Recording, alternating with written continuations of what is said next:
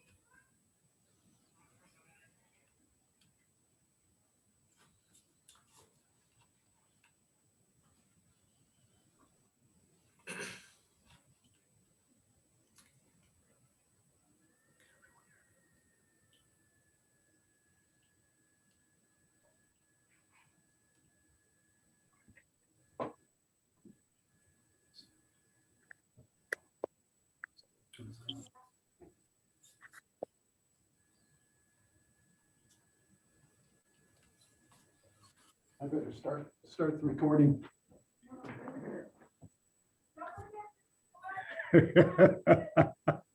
Yeah. Hi, Keith. Can you hear me okay? Yes, Derek, I can hear you loud and clear. All right. I see Chris is on. Hi, Chrissa.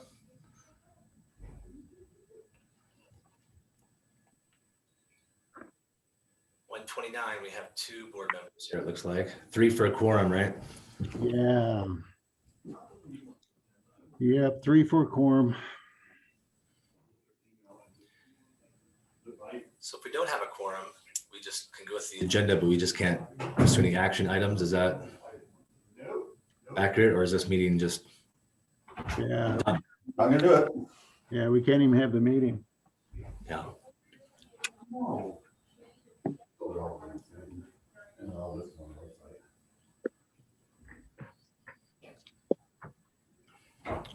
He did a lot of typing. He did them all individually. Because it's not for like VHS staff or VSD staff or anything like that.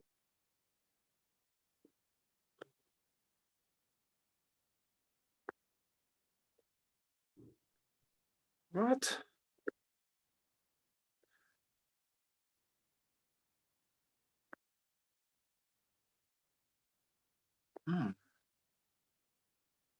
What?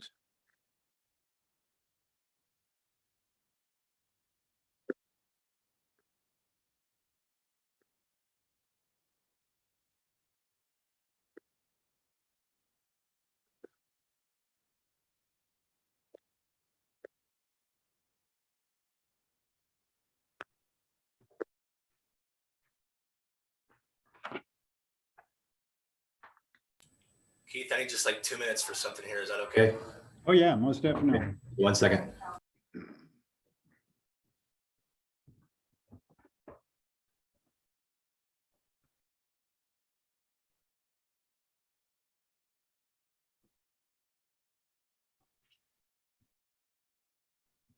And I saw Ann, but is it, so it's myself, Mandy, and Carissa? Yeah. Officially on this meeting? Yes, I think so. Jerry. Accurate. Okay. So I apologize for that. So 1:35 p.m. We'll go ahead and we'll call this meeting to order here on May 11th of 2021. Board roll call. Mandy, present? Yes. Present. All right. Carissa, present? Yes. I'm present. Tony and Mark are not present, correct?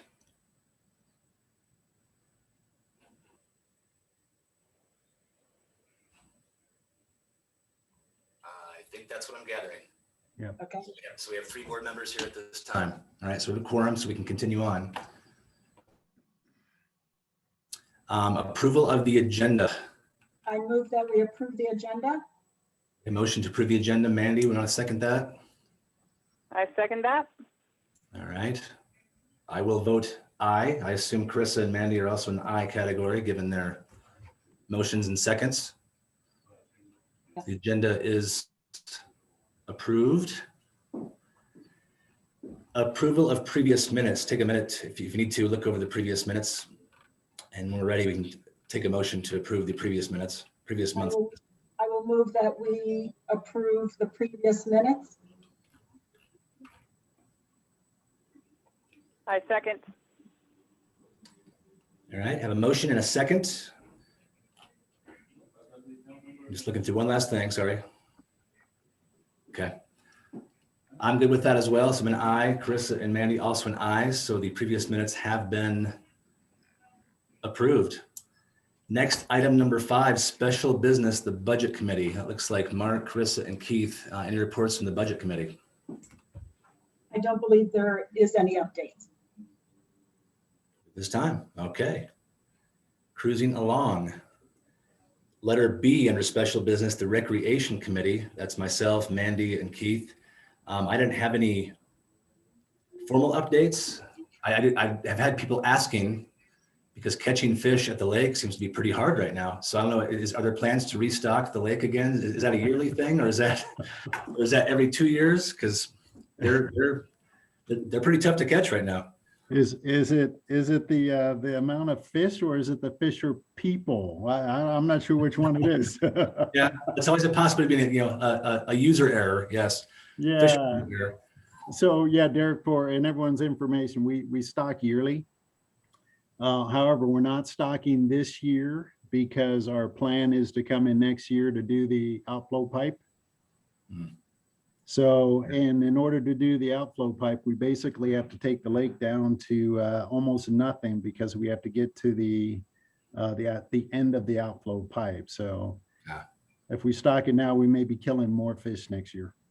Yeah, that makes sense. And plus, if I look at the water level, it is pretty low already. I don't expect much more runoff to reach the lake. So it might be perfect timing. So Right. Yeah.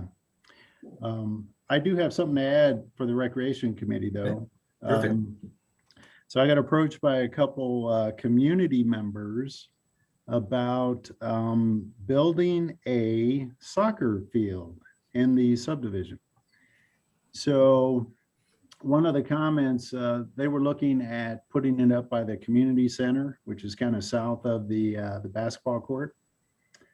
So while I was out with staff this morning, we looked at that area, which it's too hilly because it goes right up against that mountain right there. So if we were to consider something like that, we may want to consider something like that over by where the new office building may be located. So I just throw that out for consideration. And the thought is that the district would provide the nets and the goals. Hold on, my phone's ringing here. And this may be a community run thing where the community comes out and they go ahead and put the markings on the field. And our lawn maintenance guy can actually cut the grass. But then all the striping and that kind of stuff would be handled by the community, and the nets, installation of the nets and taking them down could also be handled by community members. Sure. So something for consideration. Would we water it? Curious. Sorry, Mandy. Go ahead, Carissa. Would we No, go ahead. water it? No, because there's no sprinklers or anything up there. So yeah, imagine to your question, Carissa, by the end of the summer, we may be looking at grass that is somewhat, kind of crispy, but yeah, there's no water up there for that. And my question is, would this be open to all of Bayfield or just our community? Well, yeah, that's a good question. I mean, Yes. it can be. Yeah, it's kind of like the lake. I mean, residents can fish there, but I assume there's people who come to use the lake who don't who don't live in Forest Lakes, but they might have a VRBO that they rented out. So it's always hard to say who lives here, who doesn't. But that's a valid point too. Would there need to be? I mean, I don't mind if people practice there, but if they start like scheduling games at that location and then there's parking and all that, I just wonder what the logistics Yeah, look like. yeah. So the parking, yeah, we couldn't have any parking up the top there because that road actually won't go around even after the new office building is constructed. So all the parking may have to be accommodated down by the bus stop. And people couldn't necessarily park around the mail stop because it's all a transportation path around there, but yeah, so all good points. I mean, things we need to consider before making a decision to go forward with something like that. But I don't know the area very well. I mean, I've looked at it a million times, which means I can't remember it, but there need to be some grade work done. I mean, it's not totally flat. Would you have to move some dirt around to flatten it, or is it? Well, yeah, because over by the new office building, it is fairly flat compared to up by the community center. So sure. And I wouldn't necessarily want to turn this into a full-blown earth moving, kind of project, but if we can reasonably accommodate something pretty inexpensively for the community, it may be worthwhile looking at. Yeah, no, I agree. I think just open green spaces are the way to go. And I think more people are voicing to me, that'd be nice to, like I say, the work around the lake to Jim and his crew has been fabulous. People are still talking about how great the lake looks. Mm-hmm. So I think just some refinements there. We talked about a floating deck, maybe when we actually get water in the lake. Yeah. To launch, paddle boards and kayaks, things like that. But yeah, I mean, another separate area where kids can go and just kick a ball around and maybe hit a baseball around would be nice too. Mm-hmm. But this is also not to take away from any future development plans that the district may have for that area. Because that's one of those potential development areas that we need to maintain for the future for whatever, but a field can be moved fairly quickly. Yeah. And easily compared to buildings or something like that. So nice. Nice. Mandy, do you have anything to add to recreation? Just question about the dock you guys were talking about. I think that was discussed at last meeting. When was that proposal? Was it for next summer after you guys drain the lake? I don't know if we actually made a formal proposal for it. It was discussed, but I'm not sure we made a formal proposal to actually install one. Yeah, it was just a suggestion by me as a resident, not as a director. And actually I wanted a floating dock at the end of the lake. So you didn't have to walk on the road. No, I'm in favor of it. It's real muddy, so it'd be great to have a dock to go stand on to fish. Yeah. I was just curious. Yeah. That's something to think about too. The floating dock, as far as launching watercraft, then if you look at places like Andrews Lake on your way to Mullis Pass, they have 2 or 3 just dock outcroppings that go into the water that are permanent, but they're places you can actually hang over the water a little bit and fish. So that's different from the floating dock, but those are all just, I think, amenities that towards the lake area we can talk about for the future. Yeah, and then again, talking about the logistics on that, we did get Jeff's review of that whole proposal. And then there were some other questions that I had asked as well. So I sent that out to all the board members. So there's kind of some of the things we should probably talk about before something like this is implemented, but. Yeah. So we discussed the liability issues or potential liability issues of having that. Yeah. Such structure on there. Okay. Yep. Okay. Good. There was a chat comment that came up. If the soccer field is put in place and the dirt is graded, it could be seeded with drought tolerant grass that might stay greener with no water. Mm. It's an option, sure. Yeah, and maybe the soccer field people can have a fundraiser and pay for the grass seed. Yeah. Yeah. Yeah. Well, I just know when I was a kid, having grass was a luxury. So, sometimes just a big field of dirt isn't that bad either. But, I'm not sure most kids would mind a whole lot as long as they get out there and kick a ball around. Yeah, having some kind of grass would be nice. So, all right, I appreciate everybody's feedback.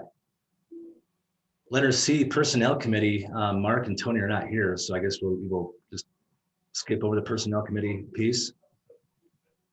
Public comments, Keith. I'm here right now doing this. I'm not sure if we have any public comments or anybody signed up for one. Yeah, so no one has signed up through me. And I'm not sure if the other board members that are present have heard from anyone either that they wanted to speak, but We did, I don't know, we did get a letter from a resident about the recycling. Do you want to keep that for the recycling portion? Yeah, I think that's best. We can kind of weave that into that topic for sure. So I know Ann Schreier. I was gonna say, I also had some emails from residents voicing their opinion and position on the whole recycling piece. So it's probably best to wait till that. I don't know if this is the time or place for it, but I know Ann Schreier did have a little write-up. She was on here and she's not right now, I don't think, but she had a small write-up for the brush collection that we did last weekend. I have access to that if you want me to do it, but I don't know if this is the time. Is it just like just a quick report, Julie? Is it? Yeah. Just a couple minutes. Basically it was successful. Let me pull up her actual report that she had written and I'll Sure. jump back on in a few seconds. Absolutely. I was curious about it too. yeah. Hey, Derek, one other thing we may have to do is, being that Mark and Tony are not here, I think we have to officially excuse them so that it goes into the records. Oh, okay. Yeah. Does that require a motion?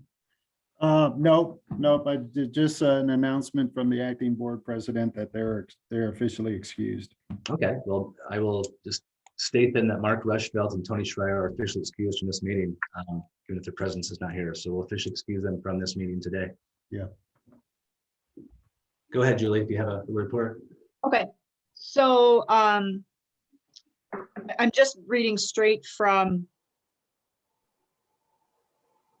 this is just kind of a rundown of what she had done for time. So let me, she plans to speak at the Metro Zoom meeting, give a brief idea of how the project ended. She'll mention it. So it started with the $500 grant. So I applied with NFPA for a $500 grant that was, we did receive the money. It was given to us from State Farm through NFPA. And we used the grant money to pay. So we gave the drivers $50 each. And we had teenagers that received $30 each. They were helping load and unload. Anne made banana bread and brownies for her helpers. Metro District received enchiladas and cookies for their efforts. Then they helped out with the brush pile. And we had, the last count that I had, we had 1, 2, 3, 4, 6 drivers, 1, 2, 3, 4, 6 teenage loaders, and we had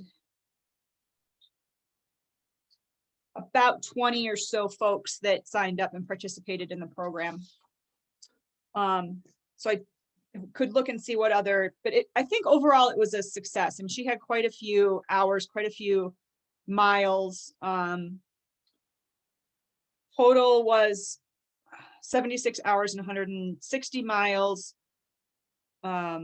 Multiple bags of pine needles, 91 bags of pine needles, 8 loads of slash. Overall it was a success. We got rid of quite a bit of material from the neighborhood and brought it over to the Metro for burning. I know that's a very loose report. I apologize. I thought she'd be on here to do it. That's great, Julie. Thank you. Sorry. And we want to thank the volunteers. I know some of the wives of the board members or husbands helped out. So we want to thank all the volunteers for doing that, because it takes volunteers to get that going. And Anna's and you too, Julie, are great volunteers. Yeah, we did. We had quite a few folks. And then the other part of it was the coordination end of it, which, fell upon Anne primarily, but also Jeannie Timmy, I'm not sure if I'm saying that right, Marilyn Rogers and Bonnie Salona and Lucy Rushfelt, they all took the calls and fielded the calls and spoke with people who wanted to participate and explained to them what the process was.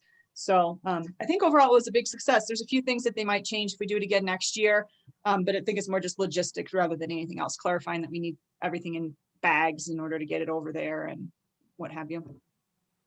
Nice. And our Bayfield High School teenagers worked hard, did well. They Okay. did. Yep, they did.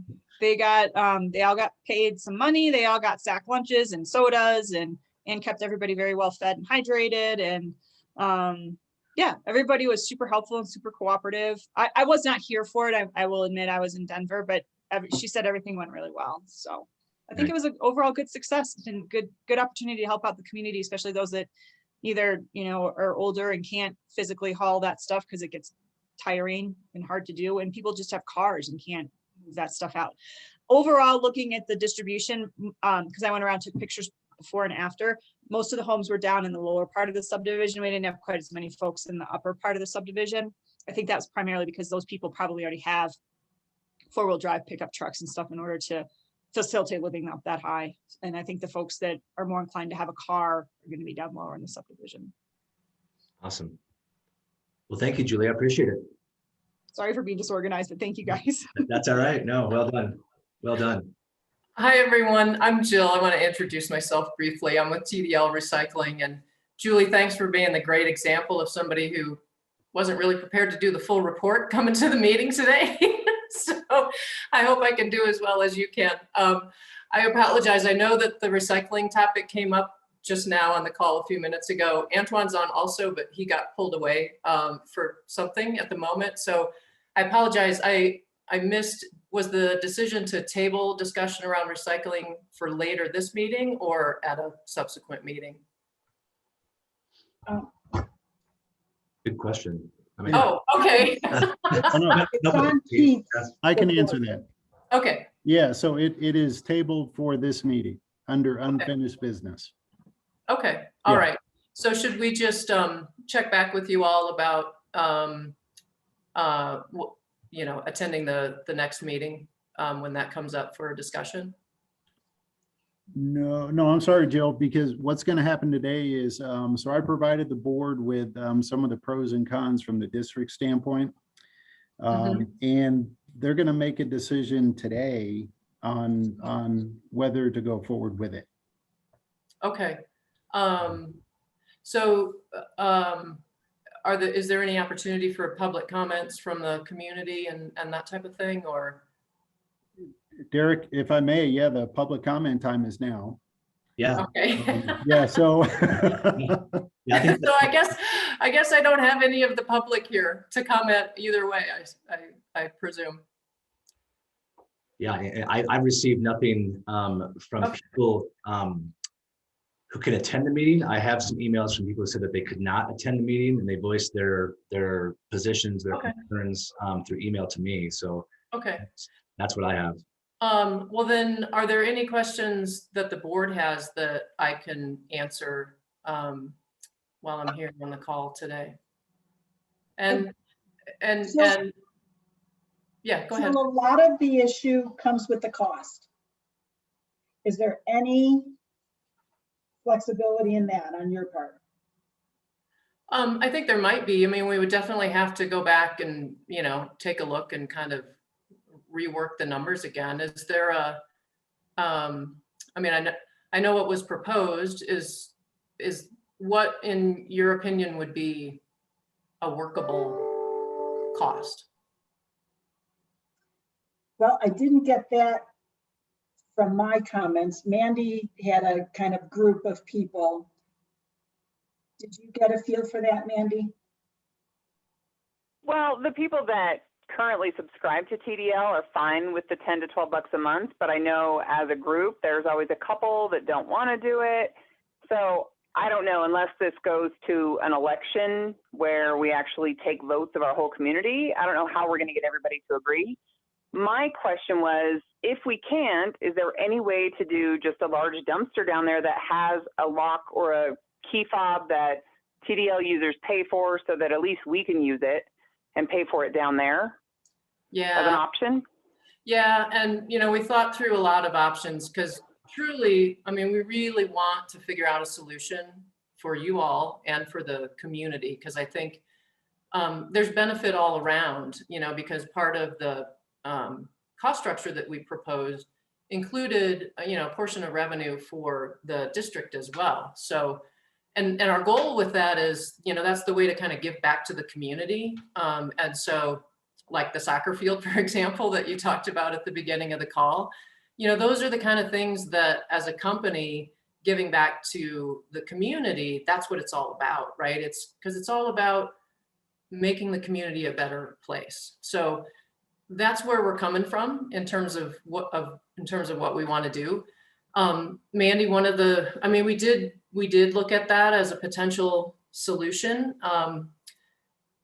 What comes with that is, there's additional management and expense for that on our part, and the making sure that the people who are paying for the service are using it, and that like codes aren't shared or whatever.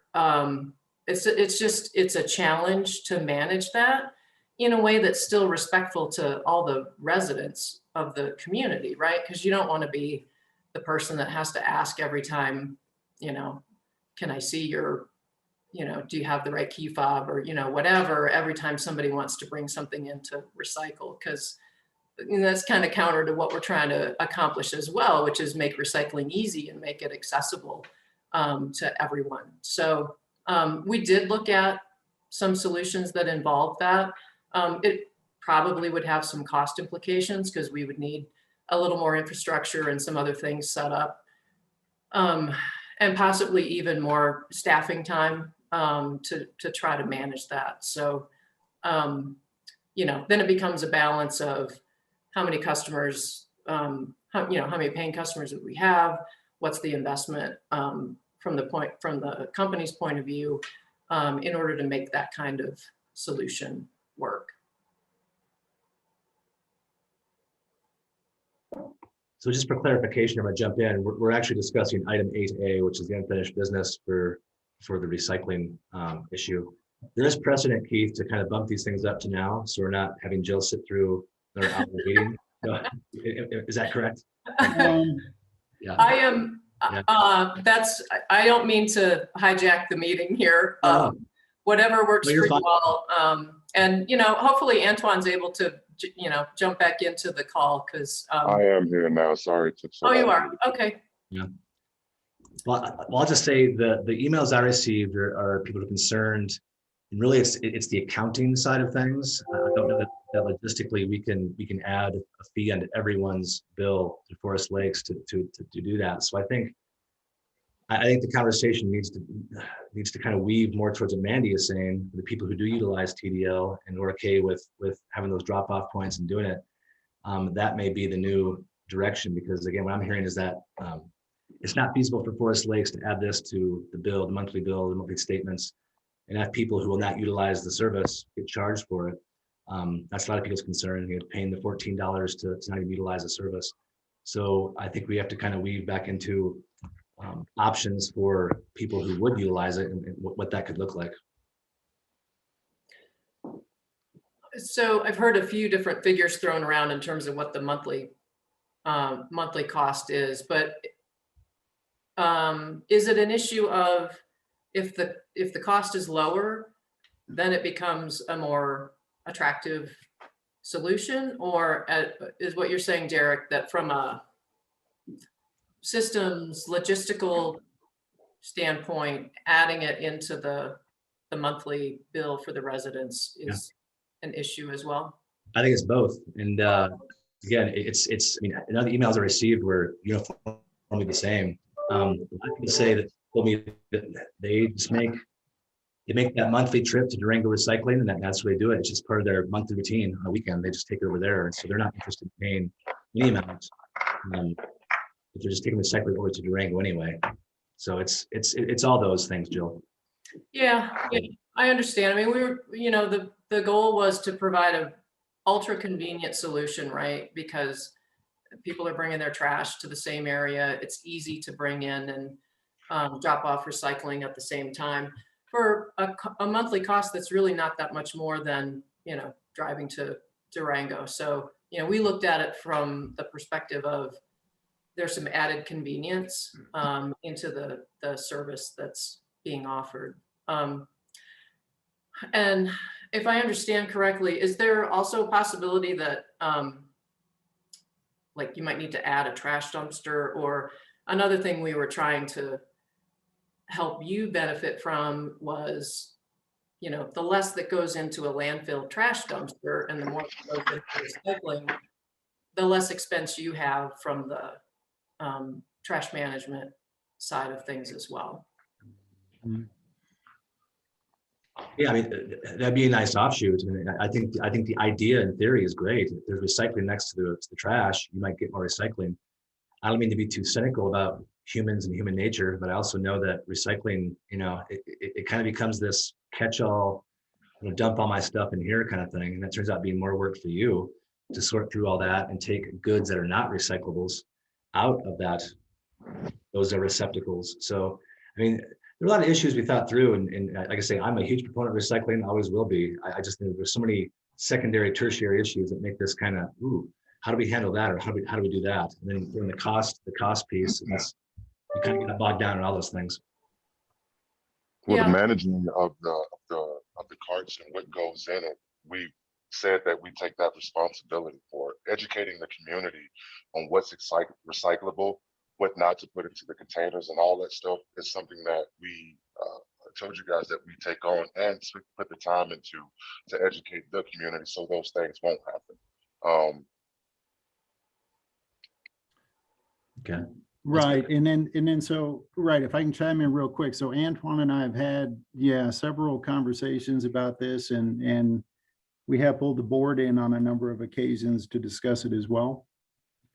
And then so where I kind of left this with Antoine was the overall day-to-day management of the recycling program needs to come from TDL. Correct. And that the district is more than happy to provide a place in order for the bins, which would be kind of co-located with the trash dumpsters down there already. But we'd have to just make sure that the day-to-day management of things that get blown out and things that get pulled out by all the ravens and all this other kind of stuff are also managed by TDL. Correct. And I assured you guys that the carts that we will provide will have secure locks on them, not for a key, but just a simple chain lock that residents can lock the lids. The lids are heavy enough and the doors are heavy enough so that the wind will not blow them open. So there's no ravens or anything like that while like getting into the carts or dumpsters, pulling stuff out. If that is the case and a resident leaves this stuff open, then yeah, we will take the responsibility to come out there and take that or pick that stuff up. Our job or our goal is to, like we said in the proposal, is to lower all of the maintenance for you guys in this situation with this recycling program. So you guys don't have to worry about any of that stuff. We'll send someone down there to not only dump the cart, but make sure the area is clean. We'll send someone down there to plow around the dumpsters in the wintertime. That will take care of all of that to relieve all the stress from you guys as staff so they can focus on taking care of Forest Lakes roads and anything else they need to do in the community. Right. So that one-stop shopping, Antoine, yes, I think it's cool, and I think everyone is all for that. Now, I guess the only other thing is if we do put the bins down there and they have locks on them, how are we going to ensure that only the people that are paying for that service are the ones that are using it? Well, if that's the route that we go, then I'm not completely sure yet. To put up a structure, to build some fences or something around the dumpsters. I'm worried about what kind of signal that sends to the community as a whole, in terms of giving or allowing people to pick and choose the services that in the community that they live in. I'm just worried about the signal that sends. If I put up 6 dumpsters out there and then chain them all up in a fence and then say only these people can use it, I think it's going to cause a little bit of an issue. Yeah, and that's what I was mentioning related to, Mandy's suggestion around this kind of solution as well is, that's not the signal that we want to, like, we really do want this to be community, you know, and that all of the community gets behind, because that's how it's most successful, as opposed to, you know, dividing people into groups who are and aren't, you know, the perception is they are and are not allowed to use the recycling service. I think that's kind of what Antoine's alluding to as well, is we don't really want to send, you know, we don't want to send that signal. We want as many people to recycle as we possibly can get to recycle, from the principle of being a recycling advocate, right, for the benefit of the community. Which, Yeah. guys, I totally get that point, but there's too many people that aren't willing to pay for it. So it's easy. If you want to recycle, you just have to pay for the service. So I don't really feel like there's a message there that can be construed as leaving people out. It's a paid service. You can choose to be a part of it or not. So my name is Gabby and I am a resident here in Forest Lakes. This is my first board meeting, so I apologize if I'm jumping in at the wrong time or if there's etiquette here that I'm not aware of, please let me know. But the reason that I jumped on this call today is because the topic of recycling was pretty important to me. And because I have not been part of the previous board meeting, I am trying to get a handle on what the current proposal is.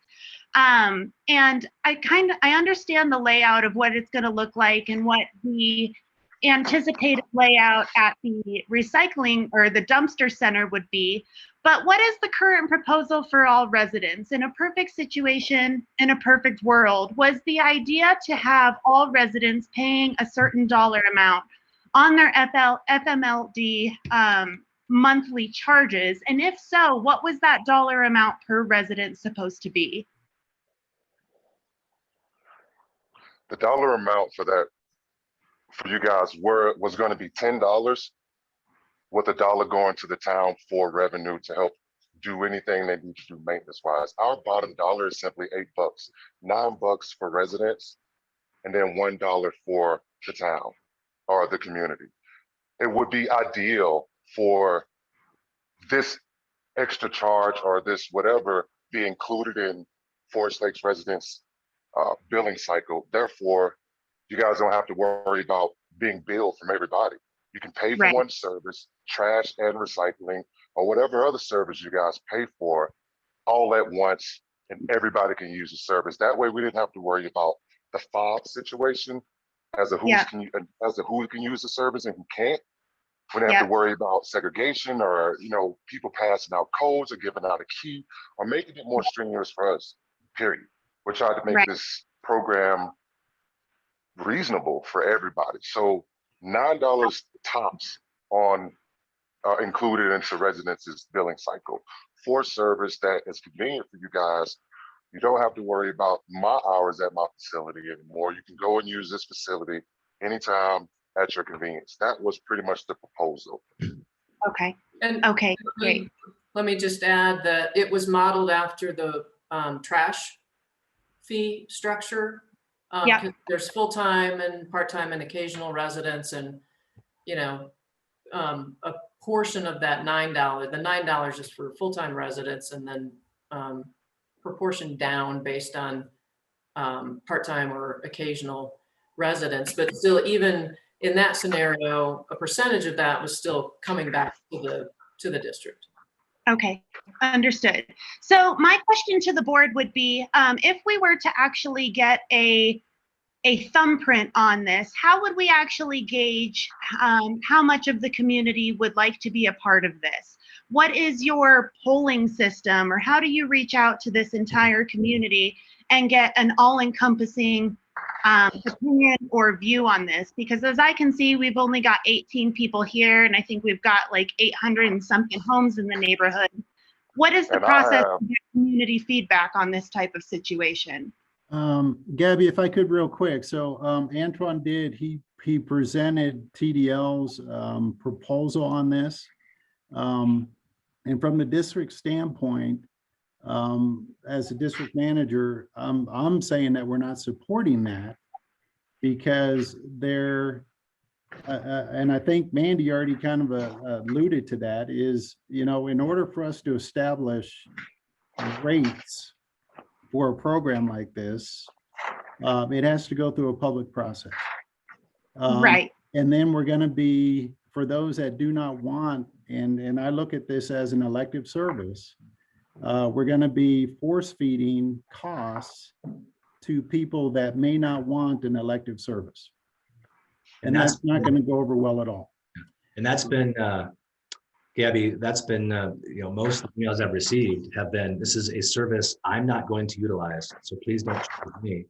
And that gets the bigger picture of the accounting process of all this, of putting this on the Forest Lakes bill. It's a bigger process, bigger lift than people realize. I think what I hear as far as moving forward, and I hope what should happen and what will happen is, again, going back to a process where people who already have accounts at the TDL can utilize some kind of system down at the trash collection to the recycling. And what I hope happens is that people look at that and say, I'll go the other way with this as far as the segregation piece.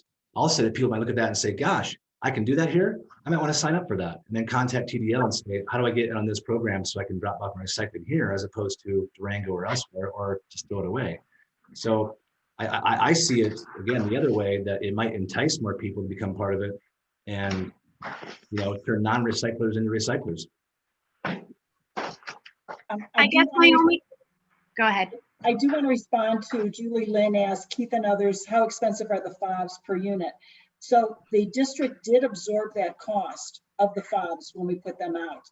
So the price per unit is still what you're paying for your trash. And I don't look that closely at my bill.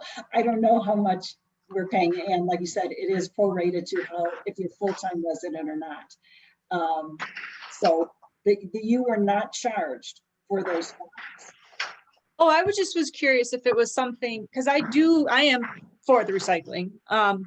And it was just getting back to, in my listening to all of this, I feel like we need to either have the whole community on board, or we need to go, like Derek said, to the recyclers and the non-recyclers. And I don't, unfortunately, even though I am very pro recycling, I don't think that everybody in this community is going to buy off on paying an extra fee for it. So that's why my question was, if a fob is $1 to issue to a person, as a pro recycle person, if my rate goes from $12 and I drive it down to TDL and it goes to $10 or $11 and I don't have to drive it down there, then for me, and I can get a fob and I can recycle whenever I want to across the street, within the hours, then to me that's worth an extra whatever a fob costs, and then some fencing. That's my only point is, okay. I was simply trying to do a cost estimate on how much do I spend in gas driving down there and back again, versus just if I pay for a fob and a few dollars and there's a fence that's built and then I can go over and recycle across the street and it's just more convenient for me. I'm willing to pay an extra little bit for the convenience. I'm with you, Julie. I'd pay for the fob for the convenience. That's my point. And I think that people that are really, and again, I don't want to speak for all the pro recyclers out there. I mean, I do landfill work for my job, so I see what throw away. But I feel like that might be something that if people really feel strongly about recycling, that, and I understand the perception of segregation. I do. Unfortunately, I'm also dealing with the reality of knowing a lot of folks in this community that there's a lot of them that are just not going to buy off on it. That's just their approach to this world and society and everything else. That's just the way they are. And that's totally fine. And I agree with Derek that maybe that's a good thing that we can put a sign out there that says, hey, if you're interested in recycling your stuff, call TDL. Here's their number. For X dollars a month, you can get a fob and get in here and recycle your own stuff. Antoine, I don't mean to put you on the spot and hoping you're still here with us. But do you have any just initial thoughts about creating that type of a system where we could kind of fence off an area down by the dumpsters, and thinking about the cost side of it, what that would implement to have an additional fob inside of the trash center somewhere specifically for recycling? It's definitely something we thought long and hard about. definitely something we've considered. The challenge with that is just, worrying about people damaging the stuff that we put up because it's not Forest Lakes owned, and just having to deal with those unruly customers or people who are not caring. So just worrying about if anybody's going to mess up what we put up, and we kind of just left it there. But it's definitely something we could revisit and give some more thought to, and it's probably something we can pull off. It'll have to be worth it, right? We'd have to have some kind of way to set up some kind of sign up there so people can know and see how many more people would be interested in it.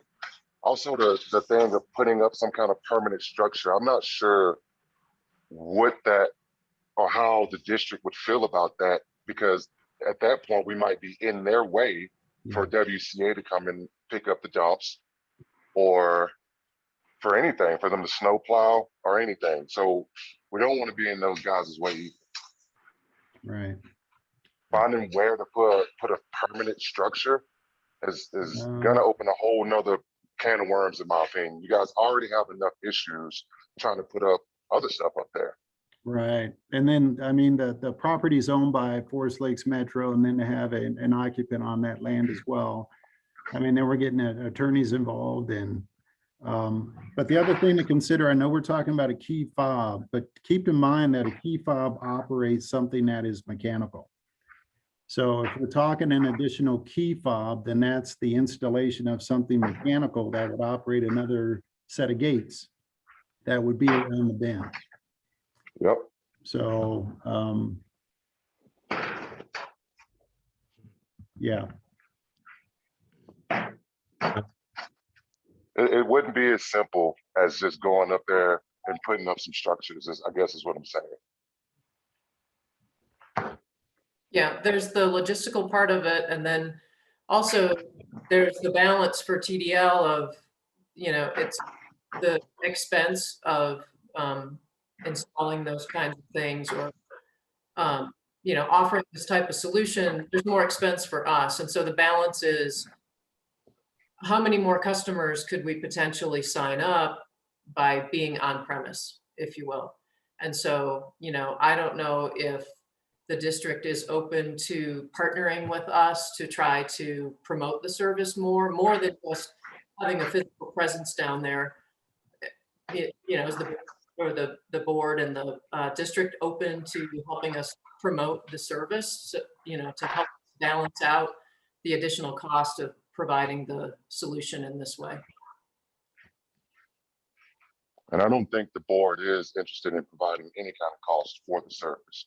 So with that being said, I'm not sure. I think it's a possibility to do it, but I think to put up a structure is gonna, like I said, it's gonna open more. It's gonna cause a bigger problem. If I leave it unmonitored, or if I leave it, unfenced off, then people will abuse the service, and then I will have contamination in the carts. If you teach the community how to do something, then it'll all work out for the better. That's how this program has been working, educating residents on what to recycle, how to recycle, and then just allowing everybody to use the service. So real quick, Antoine and Jill, because we talk about this a lot, and I feel like every time we talk about it, we get to a place where it just seems like we can't do it. but as far as contamination of containers themselves, it sounds like you're both okay with people who are, people who listen to NPR but never donate, kind of thing. You're okay with the idea of people who have not paid for a service to come drop off recycling? I'm sorry. Is that?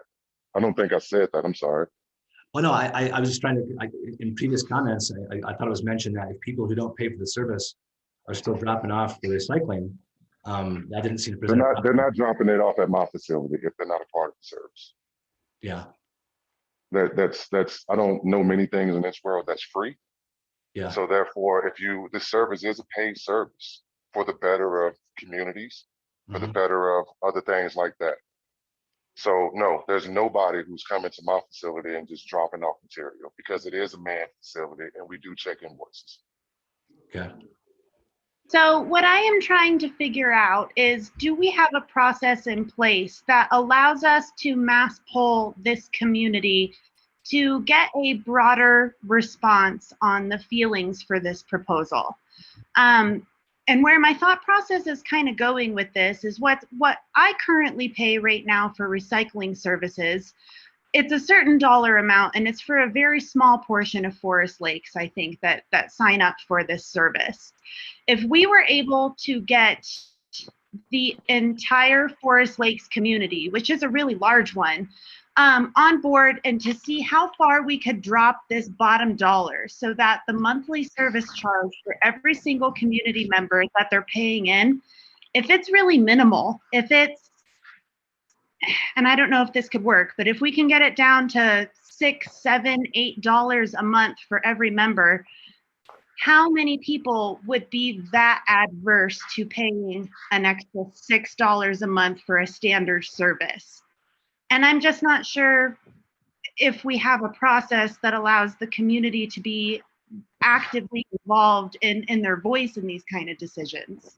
I understand what you're saying, Gabby, but again, welcome to democracy. I mean, if I get 10 emails a month, my email account's really cooking, so, and on this issue, I've had about 9 emails and everyone is dead set against being charged with something that they're not gonna utilize. So, Right. And that's, I guess, what's a little concerning to me is the fact that we're only getting 9 voices on this when it's a very large neighborhood. And I just wonder, do we have anything in place to gather opinions? no. Yeah. And to kind of add to that, like I took the time to create petitions that has more than 9 voices that say we don't want this service. I have people who aren't customers anymore who have reached out to me who say we would come back to this service if we would come back to, or if they would come to Forest Lakes, that don't mind if it's added to their bill. So I get and I understand there's people who don't want the service and people who do want the service, but I'm pretty positive that majority of this community wants this service. Yeah. And I Well, think- nationwide, 32% of people recycle. So that's my research. So if we're part Well, of this is- nationwide, 32% would want it here. That means the majority of them would not. Okay, well, I didn't know. Jill, do you want to take that? Well, yeah, I don't know that you can apply a nationwide number to this specific community. There's a lot of things that are different about other communities than where we are.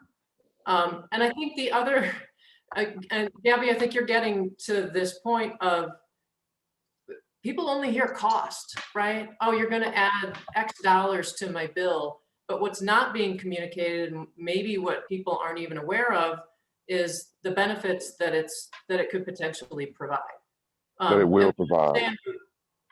Sorry? That it will provide. Well, that it already is providing to the current customers as well as customers in other neighborhoods. But, this added convenience of take it right across the street, I don't know that people have the opportunity to think about this from a well-rounded perspective and make their own trade-offs on, is it worth paying $6, $7, $8? I mean, Gabby, what I was saying earlier is the balance for us is if we knew that there were X number more people who had interest in signing up for this, if there was something across the street, that changes the cost dynamic for us, right? The Yes, cost we invest absolutely. to provide this looks very different to the business if there's a lot more people that are interested in the service. And so, Yes. and I don't know that the company has a good way to reach everybody in Forest Lakes to really get that message out and to really have a good sense of how much demand is out there for recycling. Maybe it's more than 32%. And there are a lot of people in that community who are not technology savvy, who don't use computers, who don't use the internet. So the ways that we've tried to reach out to people that were successful, we weren't able to reach everybody just for that simple reason. Not everybody's on Facebook. So a lot of people miss the message. Right. And Keith, so, is there a way for us to put a poll on our district website, like for people to just fill out a poll as to gauge interest? well, yeah, we could definitely put a poll on there, but we're surely not going to reach everyone that is in Right. Forest Lakes. Because one of the things Antoine was saying is we don't have a lot of, there may be those that are not technologically savvy. So, you know, our best means in a district in reaching all households is our mailers.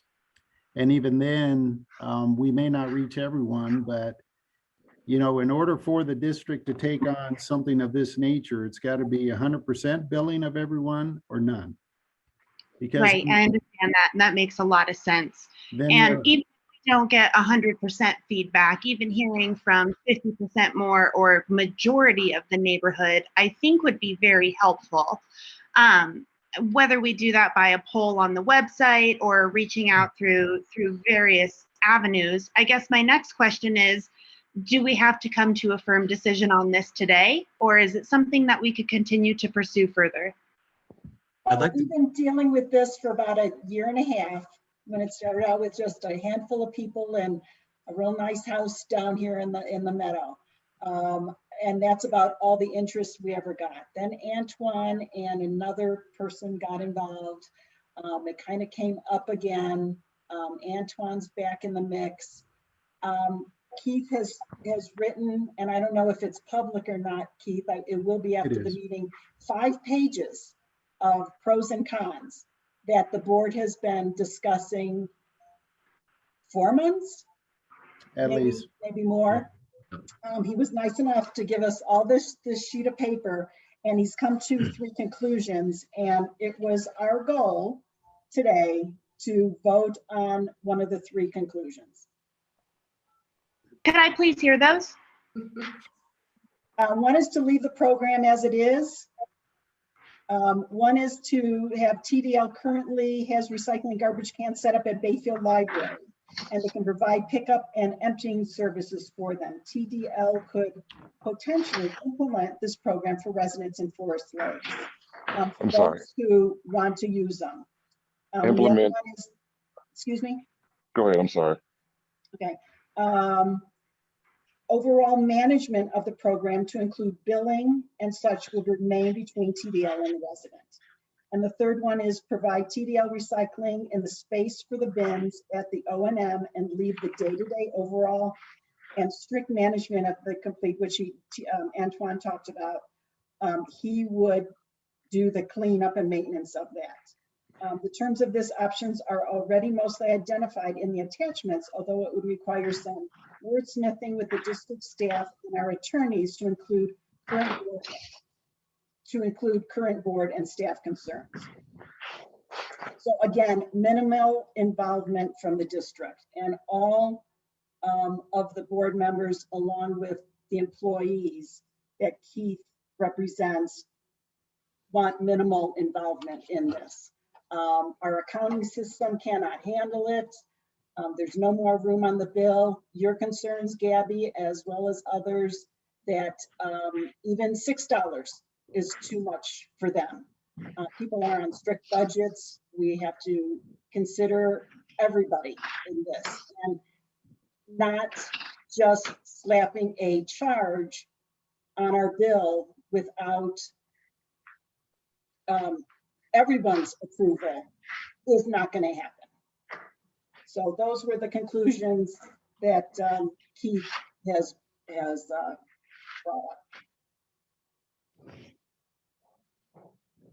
So Keith, I mean, we've been discussing for a while now about our fee structure and our fee studies and things like that. I mean, how far away are we from something pretty concrete in terms of the possibility of having to raise our fees, things like that?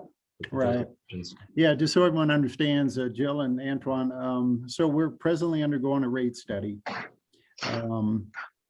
which is hugely involved. And out of this rate study, we're going to determine what we need to raise the rates to in order to start addressing some of our infrastructure deficits that we have within the subdivision. And so we are probably, I spoke to USDA today, and he's going to start running scenarios, which we should have probably in the next month. So we'll have a good idea of what we're going to need to raise rates to. And then just so everyone else understands as well, we established a rate of $10.50 per household in order for trash disposal. And that was established years ago. So in between when that rate was established and now, we also created a new brush and slash disposal facility. And our rates were not increased to account for the additional manpower requirements and costs to accommodate those two facilities. So when the rate study comes out, I suspect that instead of residents paying $10.50 per month, which is exceptionally cheap, I suspect that, and I'm only guessing, that fee could double because of the costs that we're seeing in what is taken to maintain the brush and slash pile. Because of the fire mitigation programs and all those other things that the subdivision needs, but they're costing the residents quite a bit of money that is not being accounted for at this point. Is that a service that everybody uses, the brush and slash? That's a service that everyone uses, as well as the dumpsters. They all use that as well. Yeah, I get the trash. I'm surprised that every resident would use the burn and It's slash. big. It's that slash pile, they can't keep up with it. Yeah. And I guess my thinking is, with that in mind, I mean, I'm not getting ahead of myself here, hopefully, but if there's some way to integrate the recycling into those, what I see as eventual and more than likely, increases to those fees and those rates, that may be an option. Because that eliminates the one big barrier we have, which is getting this on everybody's bill, and people are not in favor of that. Exactly. And that's really consistent with our goal, which is to make this a community service, right? Just like trash, just like the burn and slash, right? I mean, yeah. Can I say something here? Go ahead, Jim. Antoine doesn't have quite the idea of how bad it gets down here. If you've come by and you've seen the dumpsters out here, how bad they get to where we have to clean them up, constantly. I don't care what kind of signs he puts up. People are going to be throwing things in his dumpsters, and he's going to get mad because, we're not stopping them. He'd have to have somebody here 24, from the time we open to the time we close.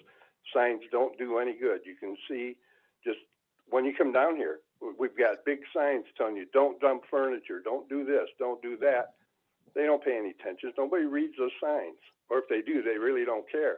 So yeah. Antoine is, I believe, going to be in for a rude awakening when people start throwing things into the dumpsters if they're not locked and chained and somebody has a key to open it up each time.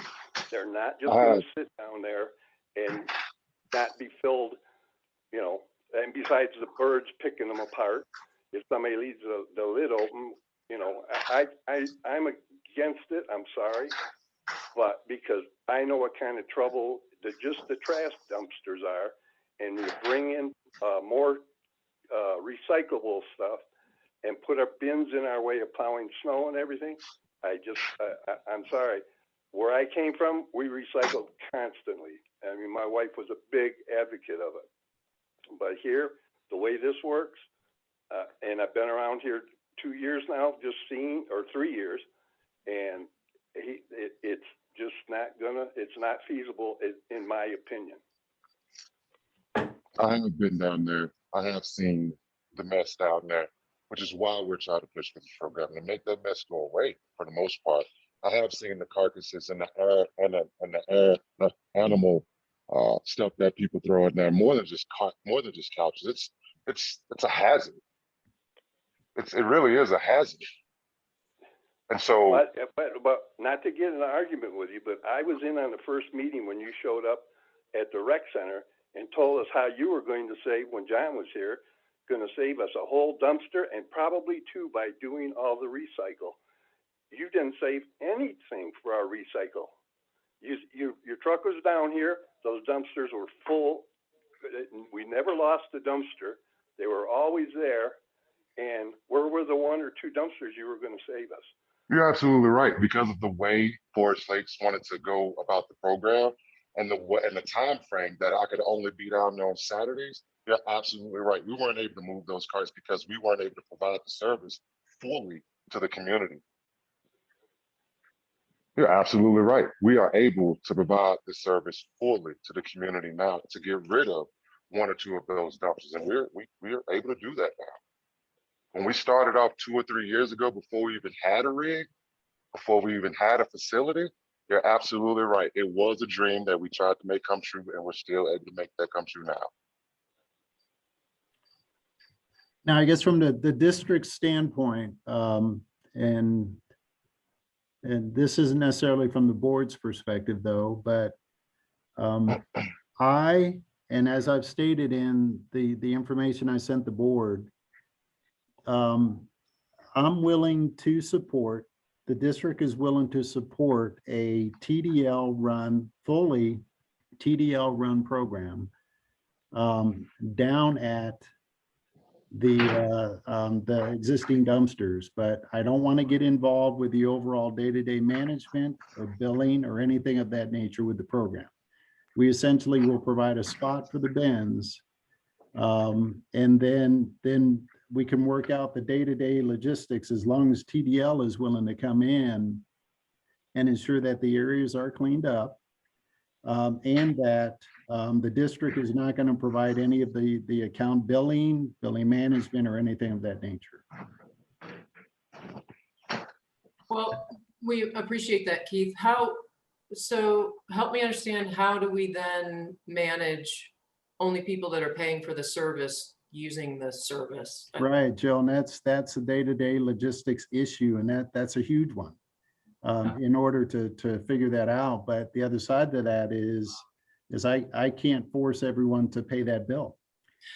And I get that. That's yeah. become very clear to me during the conversation. Yeah. So I'm trying to find, how do we meet in the middle? Because it's also not financially feasible for us to pay someone to staff, 24/7 down there to, make sure that only the people that are paying are using the recycling service. So, I mean, I'd like, and maybe, I mean, I know we've talked about this a lot today, and maybe this is a continued conversation later, but, I really would like us to work together to figure out a way that works for everybody, right?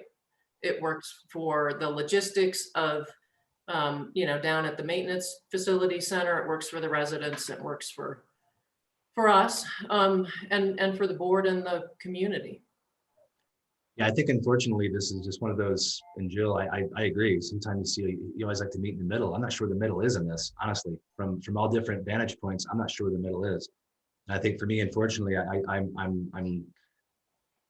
in the camp of just staying with the status quo right now, with the caveat of if these rate studies, if we look at these future discussions on rate increases, things like that, there might be, I don't want to telegraph anything, but there might be a way, if we can weave in the recycling discussion to say to residents, oh, and by the way, $1 of this, $10 increase will go to this service.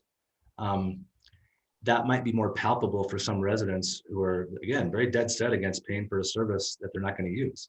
But if we're talking a buck or two that it's just weaved into the overall rate increase, that might be easier for them to digest. So I think sadly, we have to move on from this topic, obviously, because we have a whole other agenda to get to. But I think I'm inclined to stay with the status quo for now. Again, with the caveat that we're not totally done, but there may be some options down the road that we can weave in. We discuss those rate increases. Roughly, and I know I understand it's a long, involved process. Do you know the rough timing of when you might be at a position of, knowing what's coming out of the rate studies and And when might we be able to pick up that conversation again? What do you think, Keith? You Yeah. said next month we'll have some concrete info on just the study itself. Yeah, I think it's going to be at least a month from now. We'll have concrete information on, and the board will be informed on or what the recommendation is on what the rate should be increased to. And then that's got to go through a 30-day public hearing process. And then that's got to go through resolution, so an approval of the board in order for those rate increases.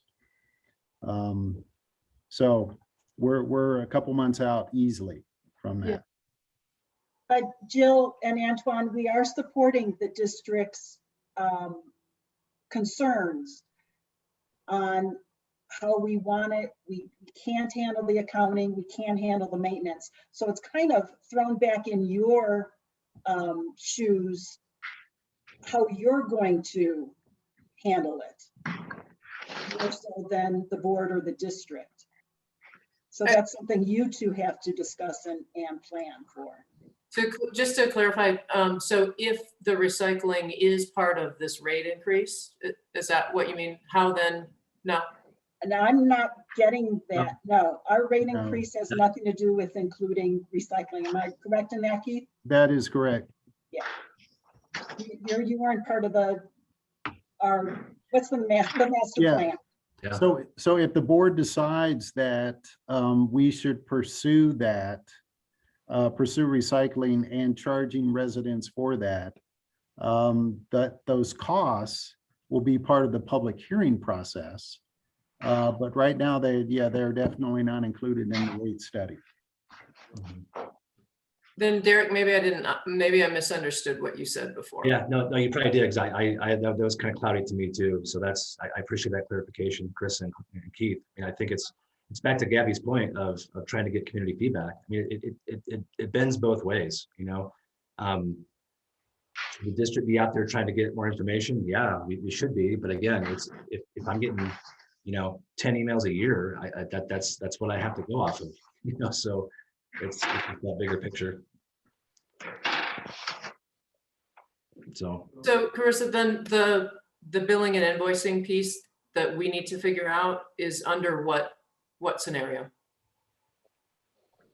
You're handling the billing and invoicing. We're basically giving you a plot of land down at the dumpsters. Not giving you, letting you use an area down at the dumpsters. Could I ask a quick question? sure, go ahead, Gabby. If- Like I say, let's wrap this up too.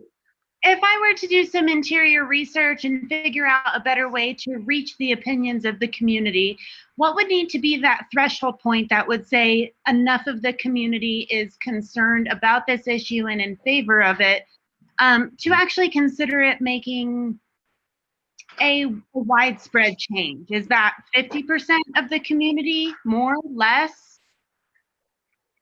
Personally, I say more.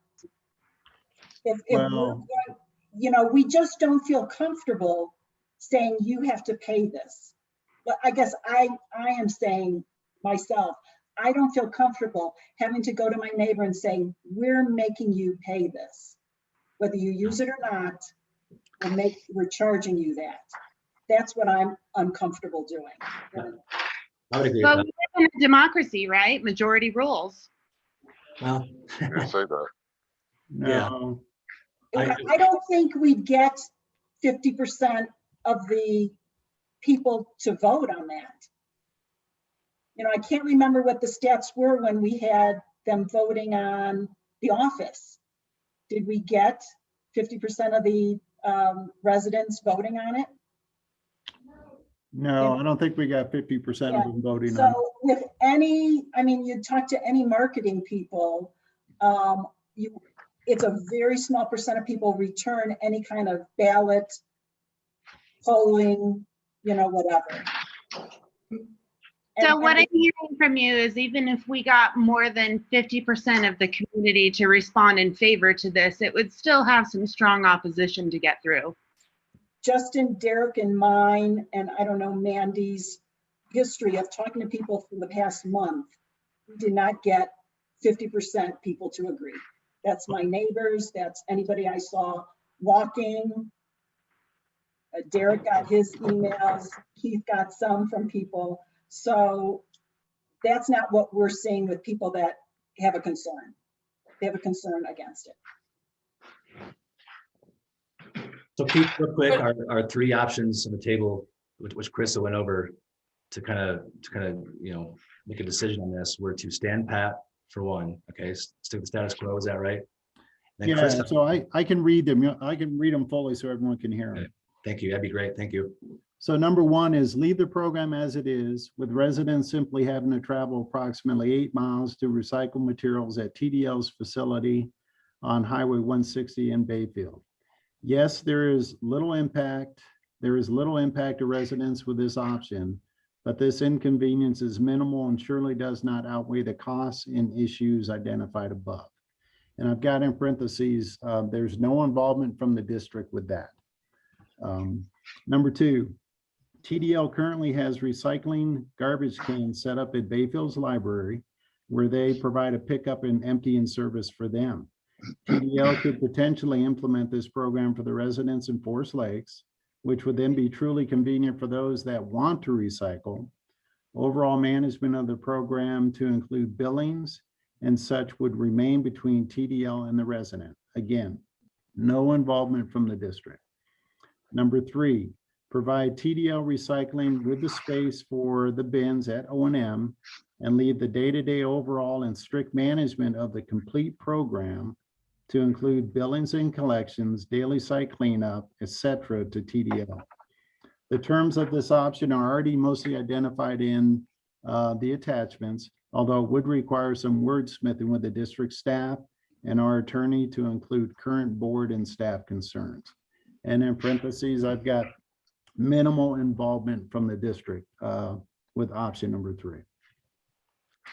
And again, I feel like options 2 and 3 just aren't feasible from TDL's standpoint. I mean, again, Well, every day, but Mostly because there are no carts at the Bayfield Library. Those are their carts that they pay for.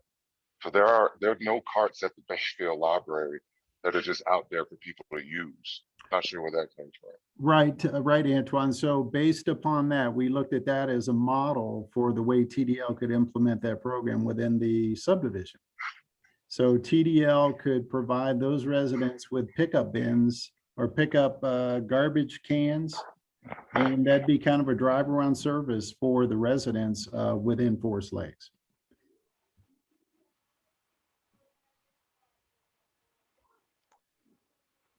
I think I understand. I don't think I quite understand. I don't even know how that'll be even more convenient for residents to go to the library as opposed to either my facility or Yeah.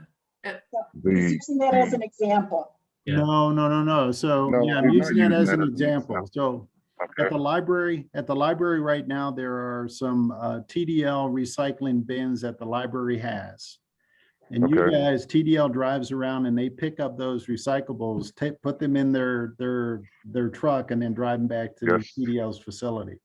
Okay. What I'm saying is for all the residents in Forest Lakes that want this service, give them garbage cans that they then wheel out to the main road or the road that they live on. And TDL could do a drive around service within the subdivision and pick up for those residents that are part of the program. That was actually something that I presented to the board at first, but the maintenance and all of the stuff that you guys do on your roads, I was told that they can't put their carts out so far on the road. Secondly, the mountain would tear my rig apart trying to climb it. Yeah. Especially in the wintertime. So that's not feasible. so again, back to my point, I don't think 2 or 3 options 2 and 3 are feasible based on the conversations we're having right now. I think we have to go with the option 1, which is to leave it as it is. But I like I say, I love recycling, so I'm going to leave it open somehow. I just know what that avenue looks like. Back to Jill's point, I mean, meet in the middle is what you always strive to do. I just don't know where that is. And all of our conversations I've been involved in the past few months, I still don't know where that is. So with that in mind, you kind of have to default back to the first option, which is to leave it as it is, and we'll have to maybe again get more feedback, get more information, more options, whatever it is, and see what we can do. So. Well, we know how Gabby feels. Robin says, please leave the recycling program as is, no charge for us residents. So that's pretty much, I don't think we got anybody that said, charge me. Did we get an email that said that? I'll be happy to show you guys or email you guys all the responses that I've gotten from residents who are not active in the program now and who are active who has said charge me. And I promise you it's more than 9. Yeah. I would fall in the charge me category, Okay. but I know I'm different. So, but that's me. I would fall in that category. I would as well. Antoine, do you have an approximate number on the responses you've received for the charge me category? There's a number of responses on the Facebook page, as well as the petition that we started at the facility for residents who are perfectly okay with this service being added to their monthly bill. Would you say that was less than 100, more? I didn't actually count, but I don't know the number exact, so I don't want to say. Okay, fair enough. Well, if you said 100, and is that from Forest Lakes? That's still. Yes, even if I just said that I don't know the number exactly, so I didn't say if I said 100. I said I don't know for sure. That's 50% of residents. Okay, I want to finish my sentence, please. Okay. Even if it's 50% of the residents, that's half of the community. So that's a pretty big voice, is it not? It's 15% of our residents. Oh, you said 15. I'm sorry. I thought you said 50. And I didn't say that I had 100. I said I don't know. She asked me what I said, more than 100 or less than 100. And I simply said, I don't know. I don't want to keep throwing that number out there because it's not what I said. All right. Okay. But let's say 200. That's still just. Pick a number. We can still say that there are a lot of residents who want the service and there are some who don't want the service. But as this was said earlier, this is a democracy. So majority should win. Well, I'm not going to give a civics lesson, but it's for democracy, we'd have no board members. So I think that's more with that. But Keith, do we have to make a motion to go with one of these 3 options, or is that where this is at? Yes. Like I said, I think we're just talking in circles, which I get. I mean, I think that's more of an effort of trying to find that common ground and find that middle place. I just don't know what it is. I'm not sure any of us knows where that is. So I'd like to make a motion that we stick with option 1 with the current program. Again, with the caveat that we can always come back and revisit this. I'm not someone who wants to put things to bed and be done with it forever because I believe in recycling. I just don't think we're there yet. As a board, as a community, we're not there. So I agree with Derek. I'll second it. And again, it's back at TDL's to do something, to figure out a system. I would like to clarify, because so option 3, where we have a parcel of space to set up bins, what more do we need to do? What more do you need from us to make that option work?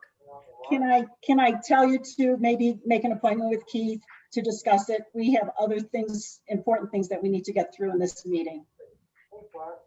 Can you make an appointment with Keith and just trying to find a way to make this work. He's the expert and Jim can be involved, our maintenance manager, and I hope that's his right term, to discuss what would work down there. Am I stepping on anybody's toes? No, I don't think you're stepping on anyone's toes, but Jill, you raised the issue yourself that even with option 3, we're looking at how to control the day-to-day use of who uses that. Right, but what I'm trying to understand is, okay, so TDL goes back, and I just need to know what we need to focus on, right? Like, if we need to think more about a part of that option, then we'll think more about a part of that option. I mean, we've just talked through 3 potential options. I'm just trying to focus on what else can we do to help provide a solution for, clearly there's some people even on this call that really want this service. I heard one. If we need to if we need to schedule a different conversation, then I'd be happy to do that. But I encourage that, Joe. Like I say, I'm not shutting the door on this thing completely at all. I'm not. I would like to see something worked out. I always like to, maybe I'm too idealistic, I don't know, but I think there's some place in the middle. I just think it requires deeper conversations. And like Carissa said, I think Keith and Jim are the ones who can, nuts and bolts, can get this with you, talk about it in that kind of depth. And then if we come back with a solution, a fourth option to the board that we say, yeah, that's a good idea. As long as we're all in agreement, we can do this, let's do it. But I just don't think we're there yet. Okay. So from a policy standpoint, the board right now has to decide which direction they want the district to go from a board policy direction. Yeah, that's why I say stick with the status quo, and that's not a poo-poo on recycling motion. It's just we're just not there yet. I think it's just acknowledging we're not there yet. So we do have a motion. We have a second. I don't know if Mandy is still around or. I'm on. Oh, you're I not? don't know what I'm seconding though. Oh. Am I seconding to table it? You, Carissa seconded. Yeah, we're tabling it for now because again, I just think that the finer details in this need to be worked out. We're not poo-pooing recycling forever. I think she's trying to find a way to deal with those finer points that right now we just can't find that common ground and find that middle ground.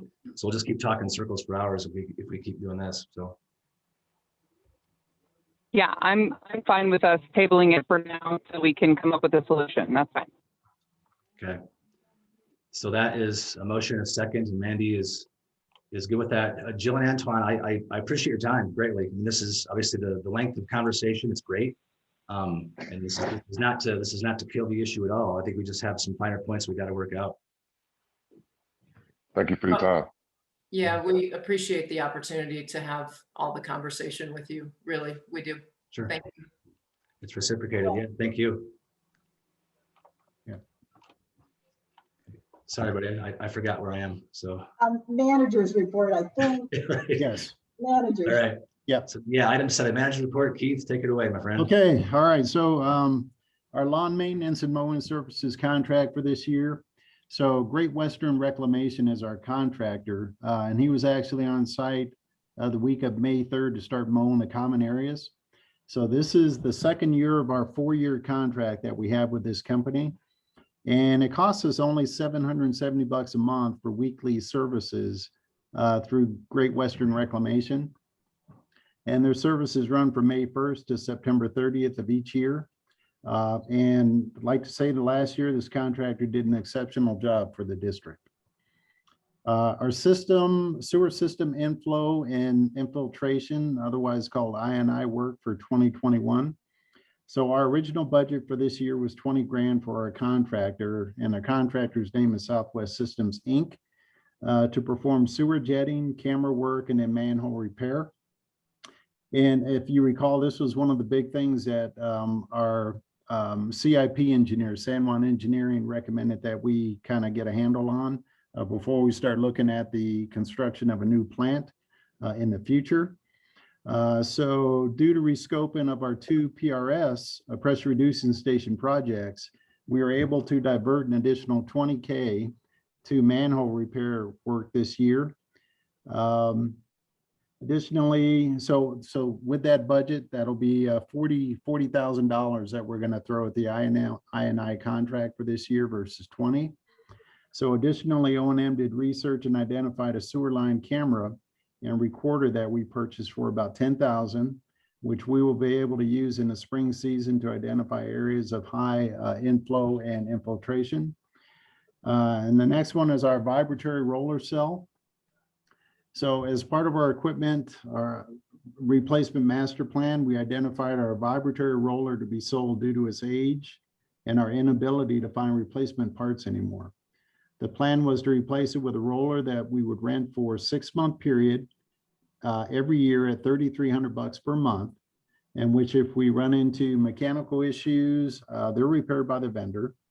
So we signed a consignment contract with Hanen for them to sell our roller for us at 10% commission. So I'm happy to say that we sold our roller.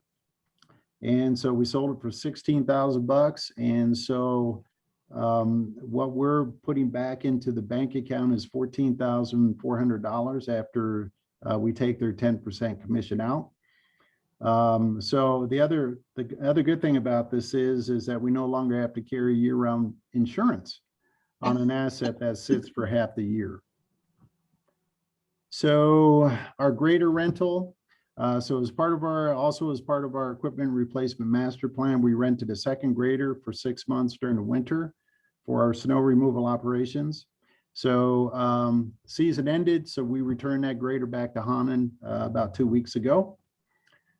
So the new office building. So our board president met with the loan department representatives last Friday and closed on our loan. So also district staff met on site and identified the road access from Alpine Forest Drive to include the location of a culvert. We determined where we would tap into water and sewer lines and where Hodder Construction would run them, the service lines to the new facility. We did meet with Hodder on May 6th and to ensure that we were all on the same sheet of music on what we considered the path forward.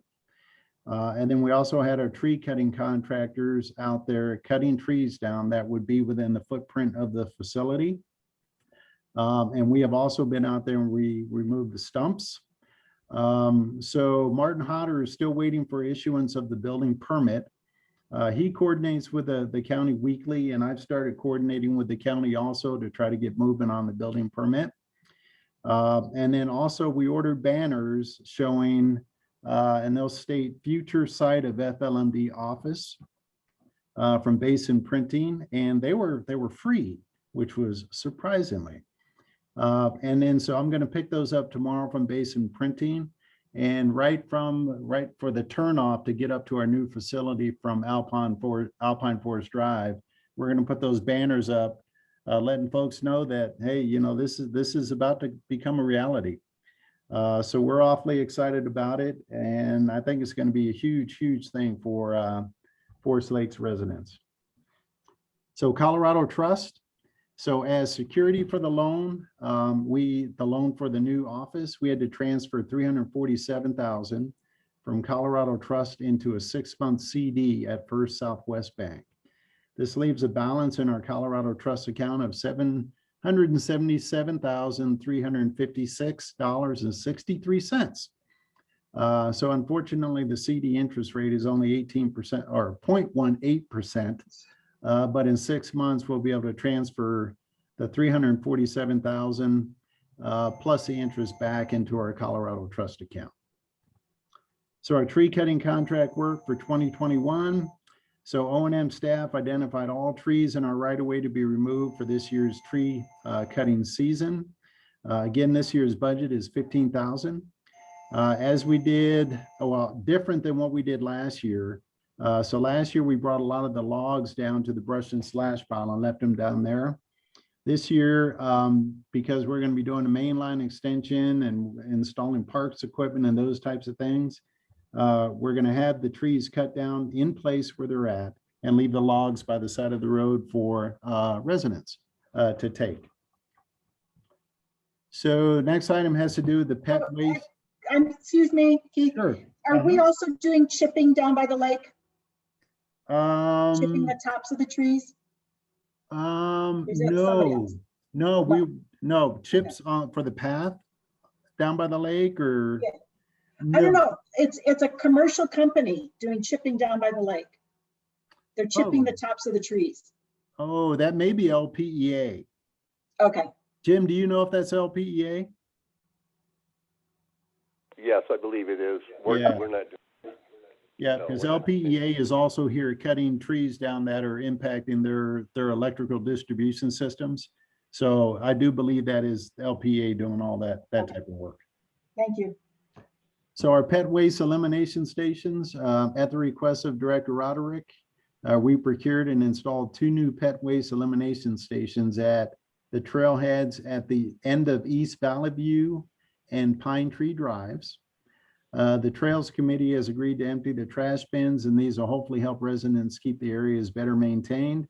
So yeah, those are in and they look pretty sweet. So our equipment operators position, we used to have a vacant one and now it is filled. Happy to say that Daryl Johnson, who is from Bear Creek, he started work with the district on May 10th as our new equipment operator. Other good thing is in the past, where we've had to use Durango Herald, where it cost us close to $900 to run ads for personnel. Through Indeed, this has cost us less than $300 for the subscription and the ad, so a third of the cost.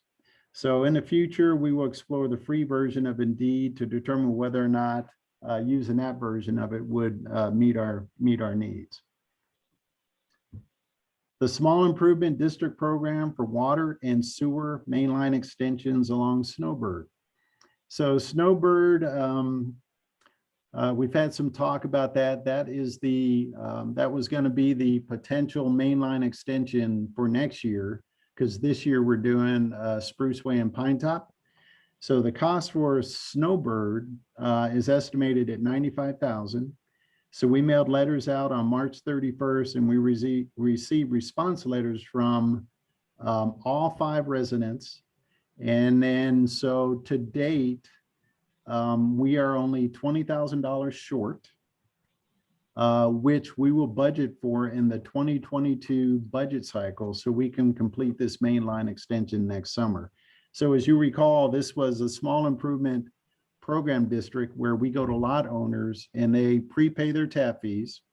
And with the agreement that when they prepay their tap fees, the district will come in the following year and do the mainline extension. So the prototype was at Spruce Way and Pine Top, which proved to be very successful. We extended it, and now we'll be doing Snowbird next year, where the people will have utilities that are going up to their lots. So speaking about the Spruce Way and Pine Top Drive mainline extension, so we are in receipt of the water and sewer lines and associated fittings. The manholes are to be delivered, and most of them were delivered on May 7th. We received the rest of them on today. Our excavator we rented on April 30th. So we had our survey out there, located the property corners at the roads. So at the time of this writing, our utility locates for gas and telephone were in process of being completed. And we're going to start that project once they are. So everyone needs to understand that we're going to close both roads for the duration starting this week. And we thank all residents for their patience as we continue to make a positive difference in the subdivision. And I've got a map, and by the way, the board packet and my manager's report is online because we do post that. So, and also have an update we also have an update under updates that show where this mainline extension is going to occur, and the fact that Spruce Way and Pine Top Drive will be closed for the duration of that project. And where will those people park? Are we just along the road? How do we? Well, right now there's no one back there. There's no one back there. No, Okay. no one back there at all. Yeah, so we don't have to worry much about that. And Okay. yeah, so that's good to go. All right. So it's just the Also, there's, unoccupied portion of Spruce. We're only doing Gonna Spruce be Way is blocked. closed roads. Only Oh. Spruce Way's closed. Oh, Okay. Spruce Way is the only one we're closing, Jim? Yeah, for right now, because that's one we're gonna put we've already got the ditch halfway dug. They probably will have the water line in by the first of the week. And then Pine Top, once we get the sewer in on Spruce Way, we'll move over to Pine Top and close that one off Okay, and open Spruce Way back up. sounds great, Jim. So Julie, I think you had a comment or a question? I live on Spruce. I'm right down the street from where that's going on. I didn't know if Oh. I didn't think we'd be closing the whole road. I figured it would be just the area where the excavator is now down to the junction at Pine Top. So I just wanted to make sure that that's. Yep. doing. Where the work is being completed. Okay. Yeah. So next item has to do with water conservation tips. So as we head into the summer season and everyone can look out the windows and look in the lakes and see that we're, it's going to be an interesting summer as far as having water available to do the types of things that we want to do. So, so one of the articles that I stated some information from is in the manager's report, but that stated that quote unquote, sparse monsoon rainfall last summer and spotty snowfall this winter have combined to dramatically worsen the drought across the West in the past year, and spring snowmelt won't bring much relief. So that's unquote. So the key this summer, starting now, is to conserve water in our daily lives to ensure our water supplies are not negatively impacted during the rest of the year. The district mandated water conservation tactics a few years ago, and we are presently asking residents to start taking steps to conserve water usage, knowing how our water supplies have been impacted over the past summer and winter seasons. What steps can residents take? So I've got links both on our website and in the manager report that talks about water conservation tips.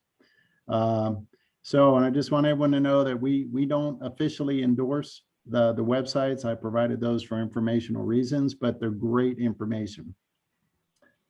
Next item has to do with community center concrete repair work.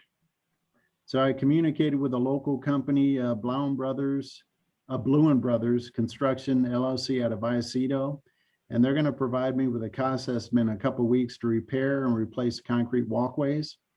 So I've got another cost estimate I'm going to put out to 2 other companies with the understanding that we're looking at the concrete work only at this point and to repair the handrail. And then in those portions where we don't need concrete, we're getting a cost estimate to fill those with gravel, because we technically only need concrete where there's people are going to be walking. So I will have some cost estimates for that in the next few weeks for the board to determine if that is something that we want to address, because I kind of foresaw that as the most immediate concern that would prevent anyone from using that facility at this point. So I'll have more information on that. Unit 3. So as we discussed with the board, we have communicated with Rick Johnson to provide a cost estimate for us to determine what it would cost to provide public infrastructure upgrades to Unit 3. I met with him on April 4th to scope his work. Jim and I actually met with him. And once I receive his cost estimate, I'll coordinate with Jeff to make the amendment to the service plan happen. So I've tried to communicate with Neil Starkebaum from the county on several occasions, determine whether the county would be amenable to implementing conditions for Unit 3 residents. My hope is that they can help push this ball uphill for us. And I think Derek's got some things to talk about on that, but I'll move on so we can get to the manager's report. And I think Derek may want to go back to that, but so the resident on Alpine Forest Drive. So we received a complaint that a resident on Alpine Forest Drive had been living on his property without water and sewer. Additionally, he was delinquent in the amount of almost $700 in payment of his monthly fees. So we communicated with the appropriate authorities at La Plata County and San Juan Basin, and they were asked to do their due diligence in investigating this. And at the same time, we placed a lien on his property for the delinquent payments. So I actually had the opportunity to meet with the owner the last week of April. He fully paid his delinquent fees. He also assured me that he nor anyone else was living on the property, and that his brother visited there often to do work on the land. So I then directed him to communicate back with La Plata County and San Juan Basin Public Health in order to close the loop on the investigations that they are doing on their end. So the water tank recoating projects, or a contractor completed the interior recoating of both the Pine Ridge and East Pine Top tanks. And the East Pine Top tank, they're both back into commission. And I think we're going to start filling the East Pine Top tank either today or tomorrow. So with these projects, we breathe at least another probably 15 to 20 years of life into those 2 tanks. The contractor is going to return this summer to paint the exterior of both of those tanks, which is the Pine Ridge and the East Pine Top. Now, the Green Ridge tank, which is the one that we decommissioned last year, Due to its age, overall condition, and foundation of the decommissioned steel bolted tank, all of that is in suspect. So we're going to plan on designing a replacement for that tank in the future. So water tank required inspections. So every 4 years, we're required to have our tanks inspected by a certified inspection team, and they're due this year. We originally contracted with a vendor from Farmington for $6,000, but have since canceled their contract. Another company called Inland Potable Services out of Centennial, Colorado, provided us with a quote totaling a little over $3,000, and they will complete the inspections for us in the July timeframe. We will inspect all tanks, and even though the Pine Ridge and East Pine Top tanks have been recoded, they still need to be inspected.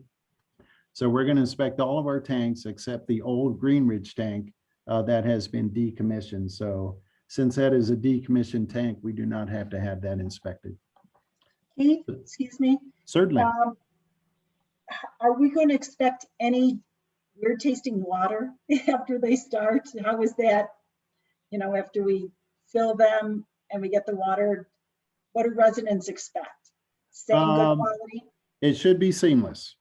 Okay. Yeah, there should be no difference in taste. I mean, we have to do, on our side, we just have to make sure that we do bacteria tests on the tanks to make sure that there are no issues with the tank, well, the tanks in the water once we fill them and start distributing them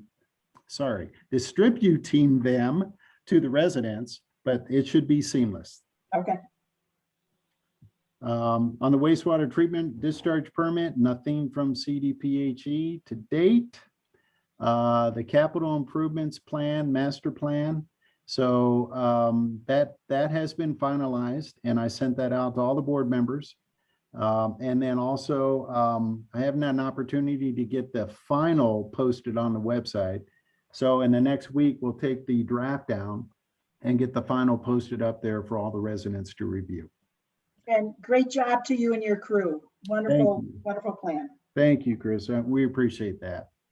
So on the rate study, I met with Chris Brandery from USDA yesterday and this morning, and we discussed the incorporation of the CIP costs into the rate study. So he is working on that.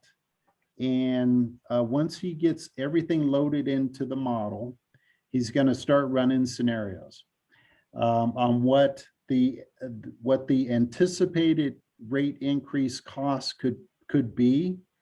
And so what I'm going to do is, just like we did last time, we'll set up a couple of work sessions for the board, so the board can be part of seeing what the scenarios are, as well as the residents. Residents can be part of that process as well. So I will go ahead in the next week or so, let you know when this will be our second meeting that we would have had with Chris Brandery, but now we have the CIP data information that'll be part of the model, and I'll let you know when that meeting is going to be. So next item has to do with our weed control contract for 2021. So Four Corners Weed Control is our contractor. They're going to be here May 14th to start spraying the district's common areas, to include spraying of the emergency egress road that leads down into Beaver Creek. I have the current no spray list, so we'll make sure that they don't spray around residents that do not want anything sprayed around their house. And just so you all know, for the weed control contract, this is also a 4-year contract.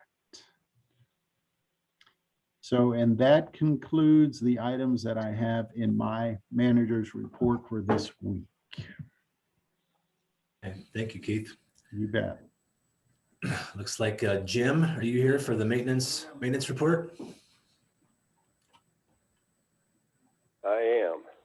All right, take it away, Jim. Okay, we had some water classes here for the crew, so it keeps them updated on any new regulations and everything that they need to know to keep their certifications. We began, now this is called a Goody test, and it's a state mandated test that comes around every maybe 3 to 4 years, and we have to test the water in the ditch, we test all the wells, and we have to send that in to the state. And there's, you know, it only goes to one lab, and there's a whole, you know, a whole lot of districts that do it. So sometimes it takes a while for us to get our testing back, but everything else is fine. All of our testing that we've done so far has come back clear. That we did some ditch maintenance. They spent a couple of days on the Bennett Meyer ditch trying to get it cleaned out enough so that we can run the water here in the spring. And then we did turn on the Bennett Meyer ditch that, you know, that up at the head gate. And we've had to go back a few times because it gets plugged, just similar to the same ditches that you see down here in front of Forest Lakes, the Wilmer ditch, how it was backing up there for a while. It happens to us too. So it just washes all the grass and every pine needles, anything that could be plugged up. And we had to go do that a couple times already.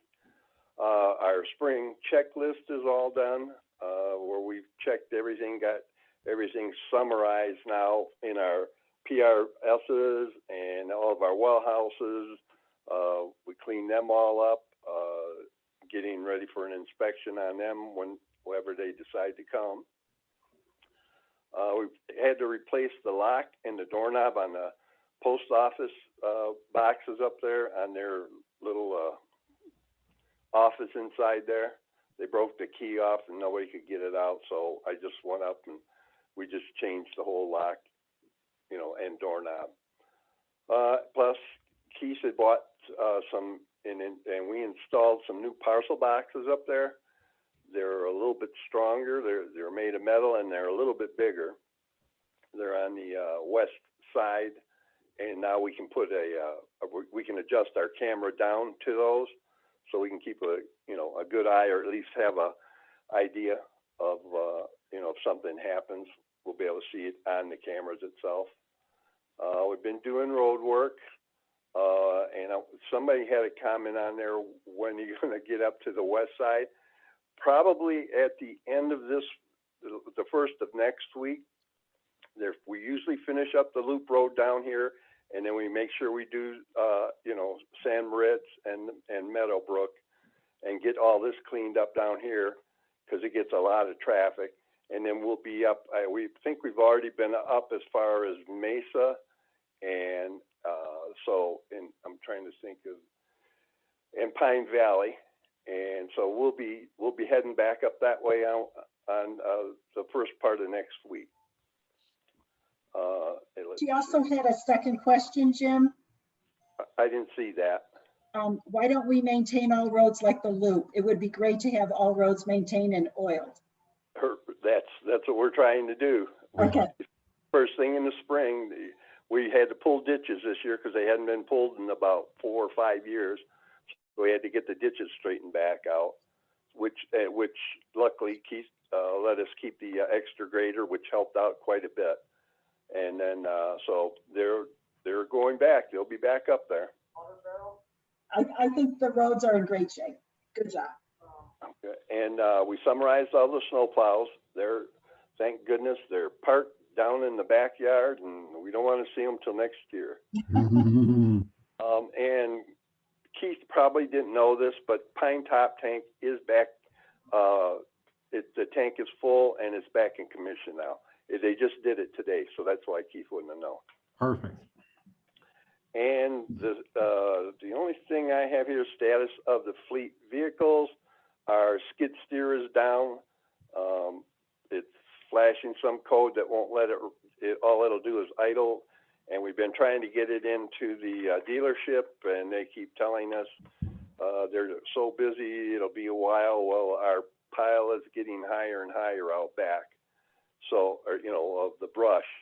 And that's why it's so spread out, because we don't have anything. We can't take a tired vehicle in there, like our skid or our front end loader or our big payloader, because if we get a nail in one of those tires, they're about Well, the payloaders are probably almost $1,000 for the tire. So I just won't let them go in there with it. So they'll just have to hang in there. I'm trying to maybe if we have to rent one until they can get ours. It should be covered under warranty, but we haven't heard back from them. So, and other than that, I think that's it.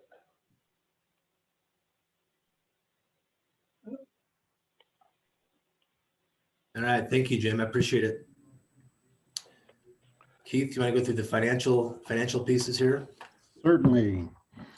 Okay, so property tax distribution, and I can see on the agenda, I'm missing a comma there for thousands, but we're at 63 through April, we're at 63.4% of our levy distribution for this year, with total distribution being 661,946. And if we looked at that on a normal even distribution on a monthly basis over 12 months, we should be at 33%. Well, we're ahead of it. We're almost double at 63.4%. So on the water pumping, so in April 2021, we pumped about 3.9 million gallons of water between the 4 wells. In March 2021, we pumped 4.1, so we're a little less than in March for April. So, and I've got the chart as part of the agenda that shows where we are at this time of year for the last 3 years. So that information is available for people to see. So on the general fund, the water fund, the sewer fund, in each one of those 3 cases, our expenses, the way we like it, are lagging behind our revenues. And then overall, so our revenue is at 40%. The combination of all 3 funds is at 40%, and our expenses are at 30%. And again, that's the way we like to keep that throughout the year to try to come in under budget once we hit December timeframe. Okay. All right, thank you. You bet. So item 8, I see unfinished business. So item 8A, we just had a discussion on the recycling piece. Again, I think keep the conversation going. I know sometimes it feels like we're beating a dead horse, but I think if the realization is if we can get there, we can get there and find a place where both sides are happy. If we can't get there, at some point you have to acknowledge that and maybe move on. But I'm pretty stubborn, so I'm okay to see if we can't work something out. We'll see how that goes.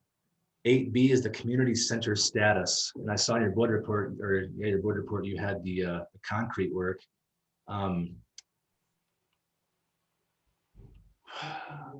With the concrete work, once that's finished, as far as quotes on that, and that work's done, the next step would be to, I guess, see what other area of the community center we want to tackle or take on. I'm not sure economically, budgetary wise, this is feasible for us to take too much on right now. What was the status or the motion we have to look at as far as the status of this? Right. So that was a big thing. Was the immediate safety concern, which is, so if we wanted to use that facility, people tripping and falling over the busted up concrete would be the immediate concern. And I did speak to Dan Naiman again. It was a few days after our last board meeting, and I wanted to get from him what he felt from having done that whole building condition status report was the most immediate, and he agreed that it was definitely the concrete. Structurally, yes, we've got those main beams that need to be addressed, but he doesn't feel like they're an immediate concern because that center beam and the columns that go down, of course, the center of that facility, they are what is really holding up that facility.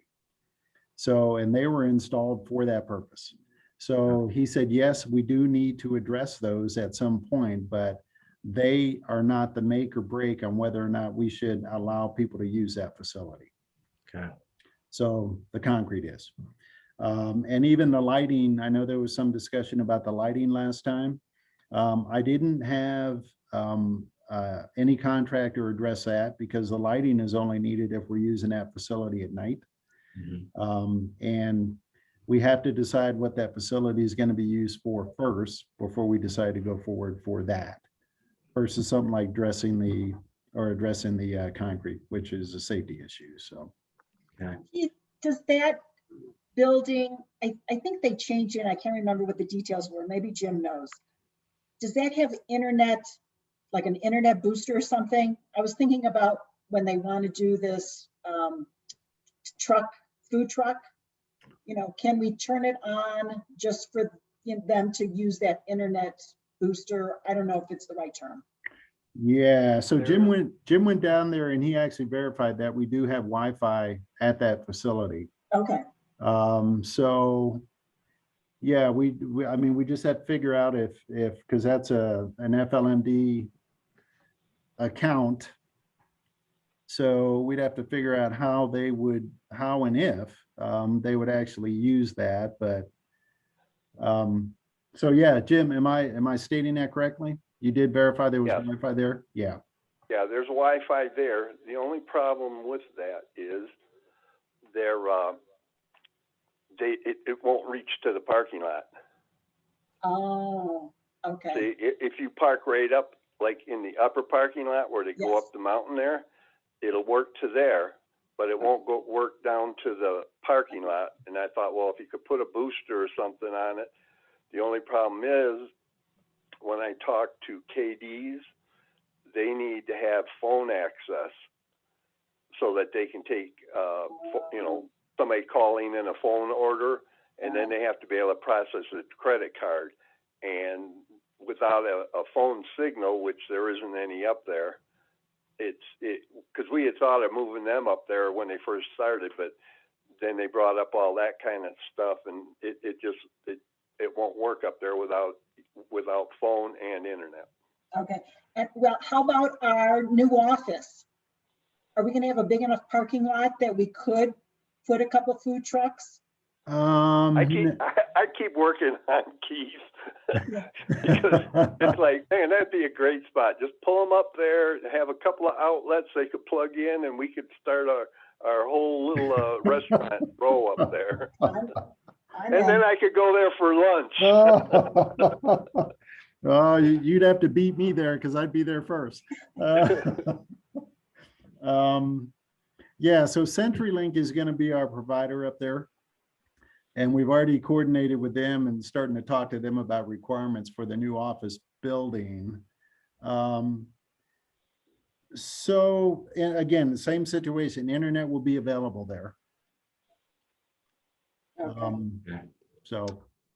Well, I think Chris had brought this up your last meeting before about, having some kind of schedule. I mean, Dan gave us the kind of overall number as far as getting this community center back online to where it could be, a really nice facility, but it was kind of trying to prioritize which pieces had to be done first, because we know that, money is not growing on trees anywhere. So I'm not sure if that's still the plan, but just kind of get like a priority list or a checklist, punch list of, got the concrete work done. Okay, now what? What's kind of the next highest priority need? But maybe it's also getting some more feedback from the community. What I hear from the community is that they would love to use it for certain events. I'm not sure if it was ever used in its heyday, if it was used that much, and if it hasn't been, then I think that kind of needs to be part of the conversation, how much money is synced into this thing. But yeah, it'd be nice to have some kind of schedule or priority list for what has to be fixed and how much. Mm-hmm. So yeah, and we've already had a couple of folks that have asked about the renting of that facility for this year. So right now it's still winterized. We haven't summerized that building, and probably won't until after we get to a point where we decide that it needs to that we can open it for use. Okay. So from an unfinished business perspective, is there anything to make? I don't see the need to make a motion or anything to you, or is this still up for discussion? Or on the community center? Yeah. No, I don't think so. I mean, I can get a priority list together. And I suspect what it's going to be is first the concrete, Second would potentially be encasing the bottom portions of the structural components, the A-shaped structural components down at the base. Yeah. And then potentially after that, I would think we'd be in a position that we could even throw a coat of paint on it, which is fairly inexpensive in order to dress that up. And I think we'd be good to go for now. Yeah. Okay. No, that sounds good to me. I think getting it ready for people to use, if you want to use it, great. But let's get it ready for use. And then when that money does grow on trees someday, we can start with the finer points. But I like where it's going. Yeah. It's got a lot of potential for sure. Yeah. All right. Well, so item 9, new business. I don't see any items under there. Is there new business to Nope. discuss? Nope. None? Okay. Resolutions. Do we have any resolutions to go over and pass? None? None this month. Trucking along. Okay. Mark usually handles this. How do we approve the expenses? The disbursements, Yeah. Carissa? Yeah, so The I think, disbursements. yep. I think one board member just makes a motion to approve those. And Okay. then they get seconded, Do we have anybody else out since there? Mark is in here. I'll move the disbursements of, is it $85,089.59? Is that the That number is I'm looking at? correct. Be approved for April through May 5th expenses. I'll second that. Okay. And I think Mandy, Sorry, guys, I'm on, but I'm in the car, so I can't even see the agenda right now. just So I say would say yes. yes, but I don't know what I'm looking at.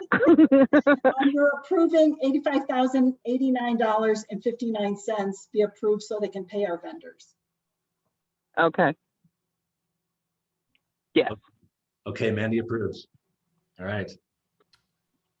That brings us to item 12. Hey, Derek, before we get to that, Yeah, I could. back up. So on unit 3, are we going to address anything with unit 3? Because it's not on the agenda per se, but it's within the manager's report. Mhm. So we can address that under the umbrella of the manager's report. Okay. I think people are on here. Yeah, I think that's fine. I think one of my biggest concerns is, and I'm not trying to be cynical about this. Why does the county seem so not interested in sitting down with us about this right now?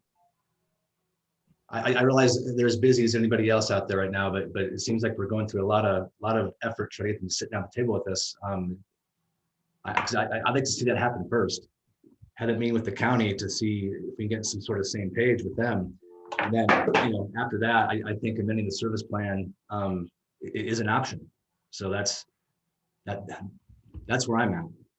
But I think having the county sit down at the table with us and have those conversations, I think needs to happen first. I'm not sure why Tony made the comment too, it's kind of confusing why they won't do it. Is there some sort of kind of external pressure that we can put on them to say, hey, can we have this meeting sooner rather than later? Because we need to kind of make some movement on this. Yeah. And so I think where I'm at now is trying to deal with the individual I have been dealing with, which is their community development director. He's been kind of non-responsive. So I started talking to the 2 department heads that are really the ones that would provide him the input on the building permit process or any conditions or whatever. So I'm starting to talk at their level, and I also know who his boss is. So this week I'm going to reach out to his boss as well and see if we can get some movement for us to go and sit down and talk about this whole issue. Okay. Sorry, I'm trying to find there it is, number 15, Unit 3 resident correspondence. So yeah, and I just think, from my perspective, I think it's one of those things where Unit 3 it's there, it's part of Forest Lakes, and I think we need to find an amicable solution to this. Jeff's recommendations that he made a while ago, I think are out there. I think we have to keep those in our back pocket. Again, this is just how I feel. And I feel like people who have purchased property up there did so expecting, to build a home. And my worry is if we don't find a solution to this soon, I think we're inviting more headaches for the district in terms of people just kind of squatting up there and not following the rules. So I think it's imperative that the district get ahead of this and be proactive with it. And I guess that's where I stand. So I think if we can have those conversations with the county, be constructive about it, I think we need to move on and look at and examine Jeff's recommendations and talk about the ramifications of those is kind of where I'm at.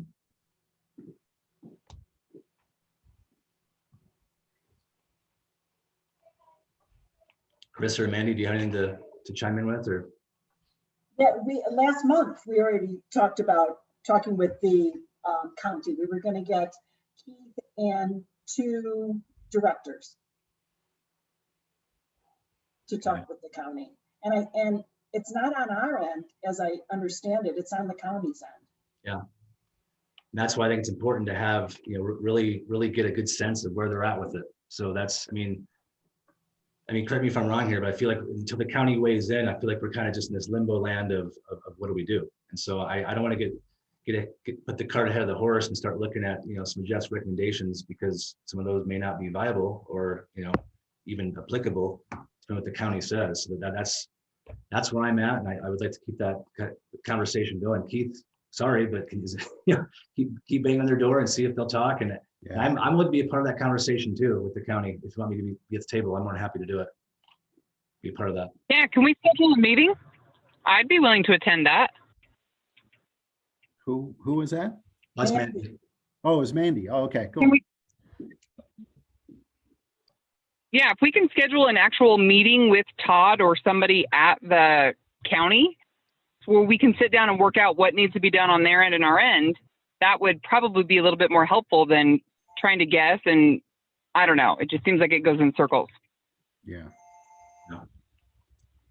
I was up there a little bit ago. And this is neither here nor there. This is a very small ticket little thing. Is there any thought, and I know, again, big items that you guys are dealing with, is there any thought of putting just street signs, just a plain simple green street sign for the 4 streets kind of at the end of the road there? The conversation or thought was that if they ever did need an emergency service, the roads are not real well labeled, and there are a couple people that live up there. I don't know. It was just something that I thought of that might be helpful for someone to be able to actually locate which road is what. It's hard because the board voted we're not going to do any improvements. Yeah. Okay. Right. Okay. And yeah, and that's a very good point, Carissa, because I know even as a district manager, I kind of stepped out a little bit. And we did place some signs at the entrance. We replaced a lot of the signs at the entrance of the 2 roads that lead into Unit 3. But these were things like no shoot or no discharge of firearms and all those different types of No things. ATVs. Yeah, no ATVs, that kind of stuff. So we needed those. So we went ahead and did those, but the other side of this, going with what Carissa was saying, is we need to get Upper Pine to chime in on this whole thing, because if Upper Pine is not even going to respond up there, then there's no reason to put up street signs. So This was actually, so I'll talk. I have a friend of mine who's with Upper Pine, and he was actually the one who brought up the idea that we should have signs up there. So, and I don't know if he's mentioned it to you guys or not yet. It was just a few days ago. So that's why I thought I'd ask about it. There's also a problem, Julie. To do that, we'd have to get it surveyed, because some of those roads are not correctly plowed in, for lack of a better term. Yeah. So those were the original roads from, I'm guessing, 1985. right around there. Yeah, it was early. Yeah. Yeah. Just in previous discussions, I'm just going by what I heard in previous discussions, some of them cut through property. Yeah. So to even put something like that, are we on somebody's property and not? you know, a road that may or not be correctly plowed in. No, okay, that makes sense. I didn't know the history of it. Like I said, we were just up there the other night and. Yeah. And that's another component to it. Keith, you're also waiting on is it Rick Johnson to kind of go over those estimates and those costs. So I mean, it's just that there's lots of moving pieces to this, and I know progress has no patience, but bureaucracy has no patience either. Or it just goes as slow as it wants to, and I think that's kind of where we're at. But I think with all these moving parts, I think we just have to wait to see what comes in with that information, with the cost estimates. Let's meet with the county. As far as issuing permits, I think that's where we're looking at is that's the heart of the issue. And so there's other pieces that will affect, I think, those discussions, those decisions. So For the record, though, we don't issue the permits. yes, yeah, The county do. So Derek's talking about the county. yeah. No, I'm clear with all that. I just thought that if there was a sign there that said this is fine, whatever, you know, that's all. I appreciate it, Julie. Is there anything else anyone wants to add about Unit 3, or we hurry up and wait with that? No? I do have, before we adjourn, Okay. I do want to put for the record, Jamie, back in the, since I did mention that Robin said she did not want charging for residents. My name is Megan. I live at 7 Ray Drive. Just wanted to voice my support for including a recycling program in Forest Lake. So just for the record, in the chat, there was a pro to Nice. get recycling in Forest Lakes. Yeah. I appreciate it. Maybe we can get there. And All right. anybody else can hit that chat button on the bottom. If you scroll your arrow, it says chat, click on it. You can send it to anybody there or everybody. And that's a good way to chime in. We look at those throughout the meeting. All right. Item 12, do I have a motion? Carissa? Mary? I move that we adjourn this meeting at 3:47 p.m. I second. All right, a motion and a second. I will vote in favor. So this meeting is concluded at 3:48 p.m. on Tuesday 11th. We'll see everybody next month. All right. Not me. All I right. sent my email out, Yeah, that's right. Enjoy. Okay. Chris. Thanks, everybody. but I'll try to phone it. Good Okay. job, Derek. Good job. Hey, thanks, Derek. Yes, great job, Derek. On the fly. Yeah, I love it. Love it when a plan comes together. that's right. Thanks, everybody. All right, take care.